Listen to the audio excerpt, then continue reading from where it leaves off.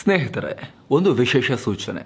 ಈ ವಿಡಿಯೋ ನಮ್ಮ online journalism ಕೋರ್ಸ್ನ ಐಕಾನಿಕ್ ಜರ್ನಲಿಸ್ಟ್ಗಳು ಮತ್ತು ಅವರ ಕಥೆ ಈ ಘಟಕದ ಒಂದು ಅಧ್ಯಾಯ.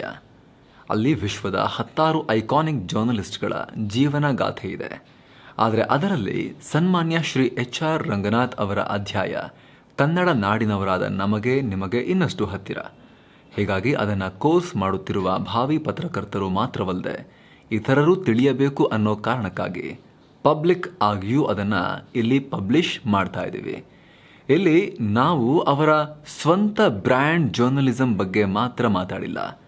ಇಲ್ಲಿ ಮಾಧ್ಯಮ ಜಗತ್ತಿಗೆ ಹಾಗೂ ಹತ್ತಿರದಲ್ಲಿ ಕೆಲಸ ಮಾಡಿದವರಿಗೆ ಮಾತ್ರ ಗೊತ್ತಿರುವ ಅವರ ಮಾನವೀಯ ಮುಖದ ಪರಿಚಯವಿದೆ. ಅವರ ಮಗು ಹೃದಯದ ಅನಾವರಣವಿದೆ.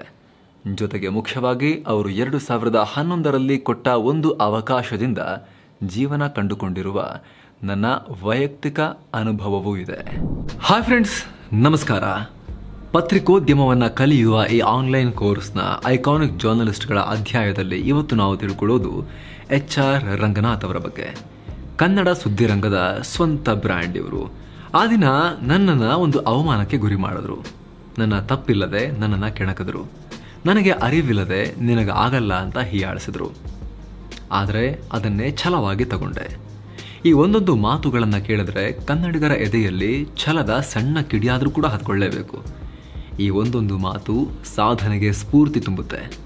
ಈ ಒಂದೊಂದು ಮಾತು ಆತ್ಮಾಭಿಮಾನವನ್ನು ಬಡಿದೆಬ್ಬಿಸಿ ಛಲದ ಬದುಕಿಗೆ ಪ್ರೋತ್ಸಾಹಿಸುತ್ತೆ.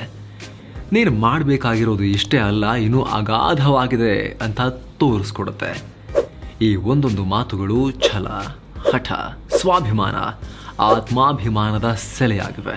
ಮನುಷ್ಯನ ಅಥವಾ ಮನುಷ್ಯಳ ಕೋರ್ಗೆ ಆ ಅಂತಸತ್ವಕ್ಕೆ ಕಿಡಿ ಹತ್ತಿಸ್ಬಿಟ್ರೆ ಆತ ಅಥವಾ ಆಕೆ ಅಸಾಧ್ಯ ಅಂತ ಅಂದುಕೊಂಡಿದ್ದನ್ನು ಸಾಧಿಸಬಹುದು ಅಂತ ತೋರಿಸ್ಕೊಟ್ಟಿವೆ. ಯಾಕಂದರೆ ಈ ಮಾತುಗಳನ್ನು ಹೇಳಿದ್ದು ಯಾರೋ ಸಾಮಾನ್ಯ ವ್ಯಕ್ತಿಯಲ್ಲ. ವ್ಯಕ್ತಿಯ ಗೌರವಕ್ಕೆ ಧಕ್ಕೆ ಬಂದರೆ, ವ್ಯಕ್ತಿ ವಿನಾಕಾರಣ ಅಪಮಾನಕ್ಕೆ ಗುರಿಯಾದರೆ ಅದರಿಂದ ಸಿಡಿಯುವ ಸಿಟ್ಟನ್ನು ಪಳಗಿಸಿ ಸಾಧನವಾಗಿಸಿ ಸಾಧನೆಯ ಶಿಖರವೇರಿದ ವ್ಯಕ್ತಿಯವರು. 0ಯಿಂದ ಶುರು ಮಾಡಿ ದೊಡ್ಡ ಮೀಡಿಯಾ ಸಂಸ್ಥೆಯನ್ನೇ ಕಟ್ಟಿದವರು. ತಮ್ಮ ಸಾಮರ್ಥ್ಯ ಮತ್ತು ಸ್ವಾಭಿಮಾನವನ್ನು ಶ್ರಮ ಮತ್ತು ಶ್ರದ್ಧೆಯ ದಾರಿಯಲ್ಲಿ ನಡೆಸಿ ಕನ್ನಡ ಸುದ್ದಿ ರಂಗದಲ್ಲಿ ಸ್ವಂತ ಬ್ರ್ಯಾಂಡ್ ಆದವರು. ಇವರು ಟಿವಿ ಸ್ಕ್ರೀನ್ ಮೇಲೆ ಕಾಣಿಸ್ಕೊಂಡ್ರೆ ಯಾರೇ ಆದರೂ ಕೂಡ ಒಂದು ಕ್ಷಣ ಟಿವಿ ಕಡೆ ನೋಡ್ತಾರೆ, ಕಣ್ಣನ್ನು ಅರಳಿಸ್ತಾರೆ, ಕಿವಿಯನ್ನು ಹೊರಳಿಸ್ತಾರೆ. ಹೈಸ್ಕೂಲ್ಗೆ ಹೋಗೋ ಮಕ್ಕಳಿಂದ ನಿವೃತ್ತಿ ಜೀವನ ಕಳೆಯೋ ವೃದ್ಧರ ತನಕ, ಕೂಲಿ ಮಾಡೋ ಬಡವರಿಂದ ಕೋಟಿ ಗಳಿಸಿದ ರಾಜಕಾರಣಿಗಳ ತನಕ ಎಲ್ಲರೂ ಇವರು ಏನು ಹೇಳ್ತಿದ್ದಾರೆ ಅಂತ ಒಂದು ಕ್ಷಣ ಕೇಳಿಸ್ಕೊಂಡು ಮುಂದಕ್ಕೆ ಸಾಕ್ತಾರೆ. ಯಾಕಂದರೆ ಇವರ ಮಾತುಗಳಿಗೆ ಅಷ್ಟೊಂದು ಶಕ್ತಿ ಇದೆ. ಈ ವ್ಯಕ್ತಿಯ ಮಾತುಗಳಲ್ಲಿ ಜನಸಾಮಾನ್ಯರ ಸಿಟ್ಟು ಇವರ ಮಾತುಗಳಲ್ಲಿ ವ್ಯಕ್ತ ಆಗುತ್ತೆ. ಪಂಡಿತರ ಪಾಂಡಿತ್ಯ ಇವರ ಮಾತುಗಳಲ್ಲಿ ವ್ಯಕ್ತ ಆಗುತ್ತೆ. ಇವರ ಮಾತುಗಳಲ್ಲಿ ವಕೀಲರ ವಾದ ಕೂಡ ಇರುತ್ತೆ. ವಿಷಯ ಪರಿಣಿತರ ಸಬ್ಜೆಕ್ಟ್ ಎಕ್ಸ್ಪರ್ಟ್ಗಳ ವಿಶ್ಲೇಷಣೆ ಇರುತ್ತೆ. ಕೊನೆಗೆ ಕೆಲವೊಂದು ಸಲ ನ್ಯಾಯಮೂರ್ತಿಯಂತಹ ಆದೇಶವೂ ಇರುತ್ತೆ. ಆ ಆದೇಶ ಪಾಲಿಸದೆ ಹೋದರೆ ನೋಡ್ಕೊಳ್ತೀನಿ ಅನ್ನೋ ಸಾತ್ವಿಕ ಸವಾಲು ಕೂಡ ಇರುತ್ತೆ. ಹೌದು, ನಾವು ಮಾತಾಡ್ತಿರೋದು ಅವ್ರ ಬಗ್ಗೆನೇ. ನೀವು ಸಹ ಅವರ ಅಭಿಮಾನಿಯಾಗಿರ್ಬೋದು. ಅವರ ಮಾತುಗಳನ್ನು ಕಾದು ಕೂತು ಕೇಳಿರಬಹುದು.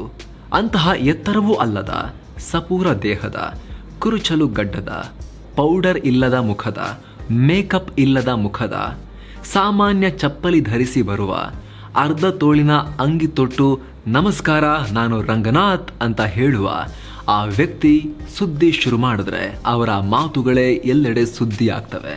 ನೋಡಿದ್ರೇನ್ರಿ ನಿನ್ನೆ HR ರಂಗನಾಥ್ ಅವರು ರಾಜಕಾರಣಿಯನ್ನ ಹೆಂಗ್ ಜಾಡಿಸಿದ್ರು ಅಂತ ಜನ ಬೆಳಿಗ್ಗೆ ವಾಕಿಂಗ್ ಹೋಗುವಾಗ ಮಾತಾಡ್ಕೊಳ್ತಾರೆ. ಆ ಐಕಾನಿಕ್ ಪತ್ರಕರ್ತರ ಹೆಸರೇ HR ರಂಗನಾಥ್. ಅಂದ್ರೆ ಹೆಬ್ಬಾಲೆ ರಾಮಕೃಷ್ಣಯ್ಯ ರಂಗನಾಥ್. ಕನ್ನಡದ ಟಿವಿ ಜರ್ನಲಿಸಂನ ಅತ್ಯಂತ ಜನಪ್ರಿಯ ಪತ್ರಕರ್ತ HR ರಂಗನಾಥ್ ಬರೀ ಜನಪ್ರಿಯ ಪತ್ರಕರ್ತರು ಅಷ್ಟೇ ಅಲ್ಲ, ಯಶಸ್ವಿ ಉದ್ಯಮಿ ಕೂಡ ಹೌದು. ಬರೀ ಉದ್ಯಮಿ ಅಷ್ಟೇ ಅಲ್ಲ, ತಮ್ಮ ಉದ್ಯೋಗಿಗಳನ್ನ ಅದ್ಭುತವಾಗಿ ತಂದೆಯ ಸ್ಥಾನದಲ್ಲಿ ನಿಂತು ನಡೆಸಿಕೊಳ್ಳುವ ಅತ್ಯುತ್ತಮ ಉದ್ಯಮಿಯವರು. ಇವ್ರನ್ನ ಟಿವಿ ಪತ್ರಕರ್ತರ ವಲಯದಲ್ಲಿ ಕ್ಯಾಪ್ಟನ್ ರಂಗನಾಥ್ ಅಂತಲೇ ಕರೀತಾರೆ. ಕರ್ನಾಟಕ ಇವ್ರನ್ನ ಪಬ್ಲಿಕ್ ಟಿವಿ ರಂಗಣ್ಣ ಅಂತ ಗುರುತಿಸುತ್ತೆ. ಕರ್ನಾಟಕದ ಸುದ್ದಿವಾಹಿನಿ ಕ್ಷೇತ್ರದಲ್ಲಿ ಬೇರೆ ಯಾರಿಗೂ ಇಲ್ಲದಷ್ಟು ಅಭಿಮಾನಿಗಳು ಇವರಿಗಿದ್ದಾರೆ. ಇವರ ಚಾಟಿ ಏಟಿನಂತಹ ಮಾತುಗಳನ್ನ ಬಳಸಿಕೊಂಡು ಎಷ್ಟೋ ಚಾನೆಲ್ಗಳು, ಎಷ್ಟೋ ಟ್ರೋಲ್ ಪೇಜ್ಗಳು ಜೀವನ ನಡೆಸ್ತಾ ಇವೆ. ರಂಗಣ್ಣ ಹೇಗೆ ಬೆವರಳಿಸಿದ್ರು ನೋಡಿ ಅಂತ ತಲೆ ಬರಹ ಕೊಟ್ಟು ಒಂದು ವಿಡಿಯೋವನ್ನು ಶೇರ್ ಮಾಡಿದ್ರೆ ಲಕ್ಷಾಂತರ ಜನ ನೋಡ್ತಾರೆ. ಕರ್ನಾಟಕದಲ್ಲಿ ಪಬ್ಲಿಕ್ ಟಿವಿ ರಂಗಣ್ಣರಿಗೆ ಅಂತಹ ಹೆಸರಿದೆ, ಅಂತಹ ಅಟ್ರಾಕ್ಷನ್ ಇದೆ. ಕರ್ನಾಟಕದಲ್ಲಿ ಕ್ರೌಡ್ ಪುಲ್ ಮಾಡುವ ಅಂದ್ರೆ ಜನರನ್ನ ಆಕರ್ಷಿಸುವ ಶಕ್ತಿ ಕೆಲವು ರಾಜಕಾರಣಿಗಳಿದೆ. ಈಗ ಸಿಎಂ ಆಗಿರೋ ಸಿದ್ದರಾಮಯ್ಯ ಅವರು ಅಂತಹ ರಾಜಕಾರಣಿಗಳಲ್ಲಿ ಆ ಟಾಪ್ ಲಿಸ್ಟ್ ನಲ್ಲಿ ಸಿದ್ದರಾಮಯ್ಯ ಅವರು ಕೂಡ ಬರ್ತಾರೆ. ಆದರೆ ಸಿದ್ದರಾಮಯ್ಯ ಮತ್ತು ಪಬ್ಲಿಕ್ ಟಿವಿ ರಂಗನಾಥ್ ಅವರು ಒಟ್ಟಿಗೆ ಜನರ ಬಳಿ ಹೋದ್ರೆ ಸಿದ್ದರಾಮಯ್ಯ ಅವರನ್ನ ನೋಡೋಕೆ ಬಂದಷ್ಟೇ ಜನ HR ರಂಗನಾಥ್ ಅವರನ್ನ ನೋಡೋಕ್ಕೂ ಕೂಡ ಬರ್ತಾರೆ. ಸಿದ್ದರಾಮಯ್ಯ ಅವರ ಜೊತೆ ಸೆಲ್ಫಿ ತೆಗೆಸಿಕೊಳ್ಳುವಷ್ಟೇ ಸಂಭ್ರಮದಿಂದ ರಂಗನಾಥ್ ಅವರೊಂದಿಗೂ ಸೆಲ್ಫಿಯನ್ನು ತೆಗೆಸಿಕೊಳ್ಳೋಕೆ ಮುಗಿಬೀಳ್ತಾರೆ. ವಿಧಾನಸಭಾ ಚುನಾವಣೆಯ ಟೈಮ್ನಲ್ಲಿ HR ರಂಗನಾಥ್ ಅವರು ಸಿದ್ದರಾಮಯ್ಯ ಸಂದರ್ಶನ ಮಾಡೋಕೆ ಸಿದ್ದರಾಮಯ್ಯ ತವರು ವರುಣಾಗೆ ಹೋದಾಗ ನಾವು ಇಷ್ಟೊತ್ತು ಹೇಳಿದ್ದು ಅಕ್ಷರಶಃ ನಡೆದು ಹೋಗಿದೆ. ಹಿಂದಿ ಜರ್ನಲಿಸ್ಟ್ ರವೀಶ್ ಕುಮಾರ್ ರೀತಿ ರಂಗನಾಥ್ ಅವರು ಕೂಡ ಓರ್ವ ಕಲ್ಟ್ ಜರ್ನಲಿಸ್ಟ್, ಅಂದರೆ ಒಂದು ತಲೆಮಾರನ್ನೇ ಪ್ರಭಾವಿಸಿದ ಪತ್ರಕರ್ತ. ಆದರೆ ಇವರ ಸೈದ್ಧಾಂತಿಕ ನಿಲುವುಗಳಲ್ಲಿ ತುಂಬಾ ಜನಕ್ಕೆ ಹಲವು ವ್ಯತ್ಯಾಸಗಳಿದೆ ಅಂತ ಅನಿಸಬಹುದು. HR ರಂಗನಾಥ್ ಅವರನ್ನ ಬೆಂಬಲಿಗರು ಭಯವೇ ಗೊತ್ತಿಲ್ಲದ ಗಟ್ಟಿ ಧ್ವನಿ ಅಂತ ಬಣ್ಣಿಸ್ತಾರೆ. ತಪ್ಪು ಮಾಡಿದ ರಾಜಕಾರಣಿ ಅಥವಾ ಅಧಿಕಾರಿ ಅದೆಷ್ಟೇ ಬಲಿಷ್ಠನಾಗಿದ್ರು ಕೂಡ ರಂಗನಾಥ್ ಅವರು ಅದಕ್ಕೆ ಕೇರ್ ಮಾಡೋದಿಲ್ಲ. ಮುಖಾಮುಖಿ ನೋಡದೆ ಟೀಕಿಸ್ತಾರೆ. ಅವರ ಟೀಕೆ ನಿಂದನೆಯ ರೂಪವನ್ನ ಬೇಕಾದ್ರೂ ಪಡಿಬಹುದು. ಏನ್ರಿ ನಾಚಿಕೆ ಮಾನ ಮರಿದಿಲ್ವೇನ್ರಿ ನಿಮಗೆ? ಏನ್ರಿ ತಿಂತೀರಿ ಹೊಟ್ಟೆಗೆ ನೀವೆಲ್ಲ ಅಂತ ಯಾವುದೇ ಮುಲಾಜಿಲ್ದೆ ಮುಖದ ಮೇಲೆನೆ ಕೇಳ್ತಾರೆ. ಆರೋಪಿ ಸ್ಥಾನದಲ್ಲಿರುವ ರಾಜಕಾರಣಿಗಳಿಗೆ, ಅಧಿಕಾರಿಗಳಿಗೆ ಬಳಸುವ ಅತ್ಯಂತ ಮೃದುವಾದ ಪದಗಳಿದ್ದು ನಾವು ಹೇಳಿದಿಷ್ಟು ತನಕ. ಬೇರೆ ಪತ್ರಕರ್ತರು ಇಂತಹ ಮಾತುಗಳನ್ನು ಆಡೋದು ಕಷ್ಟ ಇದೆ. ಆಡಿದ್ಮೇಲೆ ಅದನ್ನ ಡೈಜೆಸ್ಟ್ ಮಾಡ್ಕೊಳ್ಳೋದು ಕೂಡ ಕಷ್ಟ ಇದೆ ಬೇರೆ ಪತ್ರಕರ್ತರಿಗೆ. ತುಂಬಾ ಜನ ಇವರನ್ನ ಫಾಲೋ ಮಾಡೋಕೆ ಹೋಗಿ ಅವ್ರ ತರನೇ ಮಾಡ್ತೀನಿ ಅಂತ ಹೋಗಿ ನಗೆ ಪಾಟಲಿಗೆ ಈಡಾಗಿರೋದು ಇದೆ. ಹೀಗಾಗಿ HR ರಂಗನಾಥ್ ಅವರಿಗೆ ಅವರದೇ ಆದ ಕಲ್ಟ್ ಫಾಲೋಯಿಂಗ್ ಇದೆ, ದೊಡ್ಡ ಅಭಿಮಾನಿಗಳ ಬಳಗ ಇದೆ. ಜನ ಇವ್ರನ್ನ ಕನ್ನಡದ ಟಿವಿ ಜರ್ನಲಿಸಂನ ಲೀಡರ್ ರೀತಿ ನೋಡ್ತಾರೆ. ನೀವು ಹಳ್ಳಿಗಳಿಗೆ ಹೋಗಿ ನಾನು ಜರ್ನಲಿಸ್ಟ್ ಅಂತ ಹೇಳಿದ್ರೆ ರಂಗನಾಥ್ ಅವರ ಆಫೀಸ್ನೆಲ್ಲ ನೀವು ಕೆಲಸ ಮಾಡೋದು ಅಂತ ಹಳ್ಳಿ ಜನ, ಮುಗ್ಧ ಜನ ಕುತೂಹಲದ ಪ್ರಶ್ನೆಯನ್ನ ಕೇಳ್ತಾರೆ. ನಾವೀಗ ಟೈಮ್ನಲ್ಲಿ ಅಥವಾ ಕಾಲದಲ್ಲಿ ಒಂದಷ್ಟು ಹಿಂದಕ್ಕೆ ಹೋಗೋಣ. HR ರಂಗನಾಥ್ ಹೆಸರಿನ ಪಾದರಸದಂತಹ ಚೂಟಿ ಹುಡುಗ ಹುಟ್ಟಿದ್ದು ಮೈಸೂರಿನಲ್ಲಿ. 1966 ಮೇ 12ನೇ ತಾರೀಕು ಮೈಸೂರಿನ ರೈಲ್ವೆ ಹಾಸ್ಪಿಟಲ್ನಲ್ಲಿ ಜನಿಸಿದ್ರು. ತಂದೆ ರೈಲ್ವೆ ಉದ್ಯೋಗಿ ರಾಮಕೃಷ್ಣಯ್ಯ ಅವರು, ತಾಯಿ ಲೀಲಾ ಅವರು. 6-7 ಮಕ್ಕಳಿರೋ ದೊಡ್ಡ ಕುಟುಂಬದಲ್ಲಿ ಬೆಳೆದ ರಂಗನಾಥ್ ಅವರು ಕನ್ನಡ ಮಾಧ್ಯಮದಲ್ಲಿ ಪ್ರಾಥಮಿಕ ಶಿಕ್ಷಣವನ್ನು ಪಡೆದ್ರು. ಮೈಸೂರಿನ ಭಾರತೀ ಸ್ತ್ರೀ ಸಮಾಜ ಹೆಸರಿನ ಸ್ಕೂಲ್ನಲ್ಲಿ 1ನೇ ತರಗತಿಯಿಂದ 7ನೇ ತರಗತಿ ತನಕ ಓದಿದ್ರು. ಬಾಲ್ಯದಲ್ಲಿ ಸಂಗೀತ ಅಭ್ಯಾಸ ಮಾಡ್ತಾ ಇದ್ದ ರಂಗನಾಥ್ ಅವರು ಭಾವಗೀತೆಗಳನ್ನ ಅದ್ಭುತವಾಗಿ ಹಾಡ್ತಾ ಇದ್ರು. ವೃಂದ ತರಂಗ ಹೆಸರಿನ ಆರ್ಕೆಸ್ಟ್ರಾ ಕಟ್ಟಿಕೊಂಡಿದ್ದ ರಂಗನಾಥ್ ಅವರು ಭಾವಗೀತೆಗಳ ಕಾರ್ಯಕ್ರಮ ನೀಡ್ತಾ ಇದ್ರು. ಬಹುಶಃ ಅವರು ಜರ್ನಲಿಸ್ಟ್ ಆಗದೆ ಹೋಗಿದ್ರೆ ದೊಡ್ಡ ಗಾಯಕರಾಗ್ತಾ ಇದ್ರು ಅನ್ಸುತ್ತೆ. ಅವರಿಗೆ ಬಾಲ್ಯದಲ್ಲಿ ಹೈನುಗಾರಿಕೆ ಮಾಡುವ ಆಸೆ ಕೂಡ ಇತ್ತು. ಆದರೆ ಪತ್ರಿಕೋದ್ಯಮ ಓದಿದ್ದ ಅವರನ್ನ ಸೆಳೆದಿದ್ದು ಕನ್ನಡಪ್ರಭ ಪತ್ರಿಕೆ. ಕನ್ನಡಪ್ರಭ ಪತ್ರಿಕೆಯಲ್ಲಿ ವರದಿಗಾರರಾಗಿ ವೃತ್ತಿಯನ್ನ ಆರಂಭಿಸಿದ ರಂಗನಾಥ್ ಅವರು ಕೇವಲ 10 ವರ್ಷಗಳ ಅವಧಿಯಲ್ಲೇ ಕನ್ನಡಪ್ರಭ ಪತ್ರಿಕೆಯ ಸಂಪಾದಕನ ಸ್ಥಾನಕ್ಕೆ ಏರ್ಬಿಟ್ರು. ಆ ಬಳಿಕ ಆರಂಭವಾದ ಸುವರ್ಣ ಟಿವಿ ಹೆಸರಿನ ಸುದ್ದಿವಾಹಿನಿಯಲ್ಲಿ ಸಾರಥ್ಯವನ್ನು ವಹಿಸಿಕೊಂಡ್ರು. ಅಲ್ಲಿ ತನಕ ಕೇವಲ ಬರಿತಾ ಇದ್ದ ಪ್ರಿಂಟ್ ಮೀಡಿಯಾ ಜರ್ನಲಿಸ್ಟ್ ರಂಗನಾಥ್ ಅವರು ಮಾತನಾಡುವ ಟಿವಿ ಮೀಡಿಯಾ ಜರ್ನಲಿಸ್ಟ್ ಆಗಿ ಬದಲಾದರು. ಸುವರ್ಣಗೆ ಬರೋಕ್ಕಿಂತ ಮುಂಚೆ ಕೂಡ TV9 ನಂತಹ ಕನ್ನಡದ ಟಾಪ್ ಸುದ್ದಿವಾಹಿನಿಯಲ್ಲಿ ಪ್ಯಾನಲ್ ಡಿಸ್ಕಷನ್ಗಳಲ್ಲೂ ಕೂಡ HR ರಂಗನಾಥ್ ಅವರು ಪಾಲ್ಗೊಳ್ತಾ ಇದ್ರು. ಅಲ್ಲಿಂದಲೇ ಜನರಿಗೆ ಅವರ ಅದ್ಭುತ ವಾಗ್ಜರಿಯ ಅಥವಾ ಅವರ ಅದ್ಭುತವಾಗಿ ಟೀಕೆ ಮಾಡುವ ಸಾಮರ್ಥ್ಯ, ಯಾವುದೇ ಮುಲಾಜಿಲ್ದೆ, ಯಾವುದನ್ನು ಕೂಡ ಅಳುಕಿಲ್ದೆ ಮುಖದ ಮೇಲೆ ಹೊಡೆದ ಹಾಗೆ ವಿಶ್ಲೇಷಣೆ ಮಾಡೋ ಸಾಮರ್ಥ್ಯದ ರುಚಿ ಆ ದಿನಗಳಿಂದಲೇ ಸಿಕ್ಕಿತು. ಆದರೆ ಸುವರ್ಣ ಟಿವಿಗೆ ಅವರು ಹೋದ ಮೇಲೆ ಇನ್ನಷ್ಟು ದೊಡ್ಡ ಪ್ರಮಾಣದಲ್ಲಿ ಇದನ್ನು ಪಡೆಯುವ, ಇದನ್ನು ನೋಡುವ, ಕಣ್ತುಂಬಿಕೊಳ್ಳುವ ಅವಕಾಶ ಜನರಿಗೆ ಸಿಕ್ತು. ಸ್ನೇಹಿತರಲ್ಲಿ ಒಂದು ವೈಯಕ್ತಿಕ ವಿಚಾರವನ್ನು ಹೇಳಲೇಬೇಕು. ಈ ಸುವರ್ಣ ಟಿವಿ, HR ರಂಗನಾಥ್ ಅವರು ಮತ್ತು ನಂತರದ ಪಬ್ಲಿಕ್ ಟಿವಿ ಈ ಎಲ್ಲ ಬೆಳವಣಿಗೆಗಳನ್ನು ಹೇಳುವಂಥ ಸಂದರ್ಭದಲ್ಲಿ ನನ್ನ ವೈಯಕ್ತಿಕ ಅನುಭವವನ್ನು ಕೂಡ ನಿಮಗೆ ಹೇಳಲೇಬೇಕು. ನನ್ನ ವೃತ್ತಿ ಜೀವನದ ಆರಂಭ ಈ ಎಲ್ಲ ಘಟನೆಗಳೊಂದಿಗೆ ತಳುಕು ಹಾಕಿಕೊಂಡಿದೆ. ಅದನ್ನು HR ರಂಗನಾಥ್ ಅವರ ಈ ಐಕಾನಿಕ್ ಜರ್ನಲಿಸ್ಟ್ ಚಾಪ್ಟರ್ನ ಎಂಡ್ನಲ್ಲಿ ನಾನು ನನ್ನ ವೈಯಕ್ತಿಕ ಸ್ಟೋರಿಯನ್ನು ಕೂಡ ಚಿಕ್ಕದಾಗಿ ನಿಮಗೆ ತಿಳಿಸುವಂಥ ಪ್ರಯತ್ನವನ್ನು ಮಾಡ್ತೀನಿ.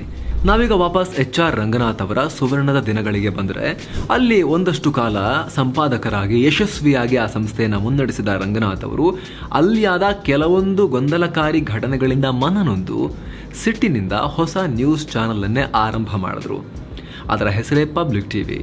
ಸುವರ್ಣ ಚಾನಲ್ನಿಂದ ಹೊರಬಂದು ರಂಗನಾಥ್ ಅವರು ಆರಂಭಿಸಿದ ಪಬ್ಲಿಕ್ ಟಿವಿ ಕರ್ನಾಟಕದಲ್ಲಿ ಜನರ ಮನ್ನಣೆಯನ್ನು ಗಳಿಸಿತು. HR ರಂಗನಾಥ್ ಅವರು ಸಿಂಗಲ್ ಹ್ಯಾಂಡೆಡ್ಲಿ ಪಬ್ಲಿಕ್ ಟಿವಿಯನ್ನ ಯಶಸ್ವಿಯಾಗಿ ಮುನ್ನಡೆಸ್ತಾ ಇದ್ದಾರೆ. ಕರ್ನಾಟಕದಲ್ಲಿ TV9 ಕನ್ನಡ ನಂಬರ್ 1 ಸ್ಥಾನದಲ್ಲಿ ಅದೆಷ್ಟು ಗಟ್ಟಿಯಾಗಿದೆಯೋ, ನಂಬರ್ 2 ಸ್ಥಾನದಲ್ಲಿ ರಂಗನಾಥ್ ಅವರ ಪಬ್ಲಿಕ್ ಟಿವಿ ಕೂಡ ಅಷ್ಟೇ ಗಟ್ಟಿಯಾಗಿದೆ. ಕಳೆದ 11 ವರ್ಷಗಳಿಂದ ಪಬ್ಲಿಕ್ ಟಿವಿ ಯಶಸ್ವಿಯಾಗಿ ನಡೀತಾ ಇದೆ. HR ರಂಗನಾಥ್ ಅವರು ಈ ಪಬ್ಲಿಕ್ ಟಿವಿಯ ಸರ್ವಸ್ವವಾಗಿದ್ದಾರೆ. ಅವರು ಸುವರ್ಣ ಚಾನಲ್ನಿಂದ ಹೊರಬಂದು ಛಲದಂಕ ಮಲ್ಲನಂತೆ ಹಠ ಕಟ್ಟಿ ಪಟ್ಟು ಬಿಡದೆ ಅತ್ಯಂತ ಕಡಿಮೆ ಹಣದಲ್ಲಿ ಸೆಕೆಂಡ್ ಹ್ಯಾಂಡ್ ಉಪಕರಣಗಳನ್ನು ಬಳಸಿ ಪಬ್ಲಿಕ್ ಟಿವಿಯನ್ನು ಕಟ್ಟಿ ಬೆಳೆಸಿದ ರೀತಿ ನಮ್ಮ ಮುಂದಿರುವ ಜೀವಂತ ದಂತಕತೆ, ಸ್ಫೂರ್ತಿಯ ಸೆಲೆ. ವೈಯಕ್ತಿಕವಾಗಿ ನನಗೂ ಕೂಡ ಅದೆಲ್ಲದಕ್ಕೂ ಸಾಕ್ಷಿಯಾಗಿ ಅವರ ಟೀಮ್ನಲ್ಲಿ ಒಬ್ಬ ಸಣ್ಣ ಪಾತ್ರವಾಗಿ ನಾನು ಕೆಲಸ ಮಾಡ್ತಿದ್ದೆ ಆ ಟೈಮ್ನಲ್ಲಿ.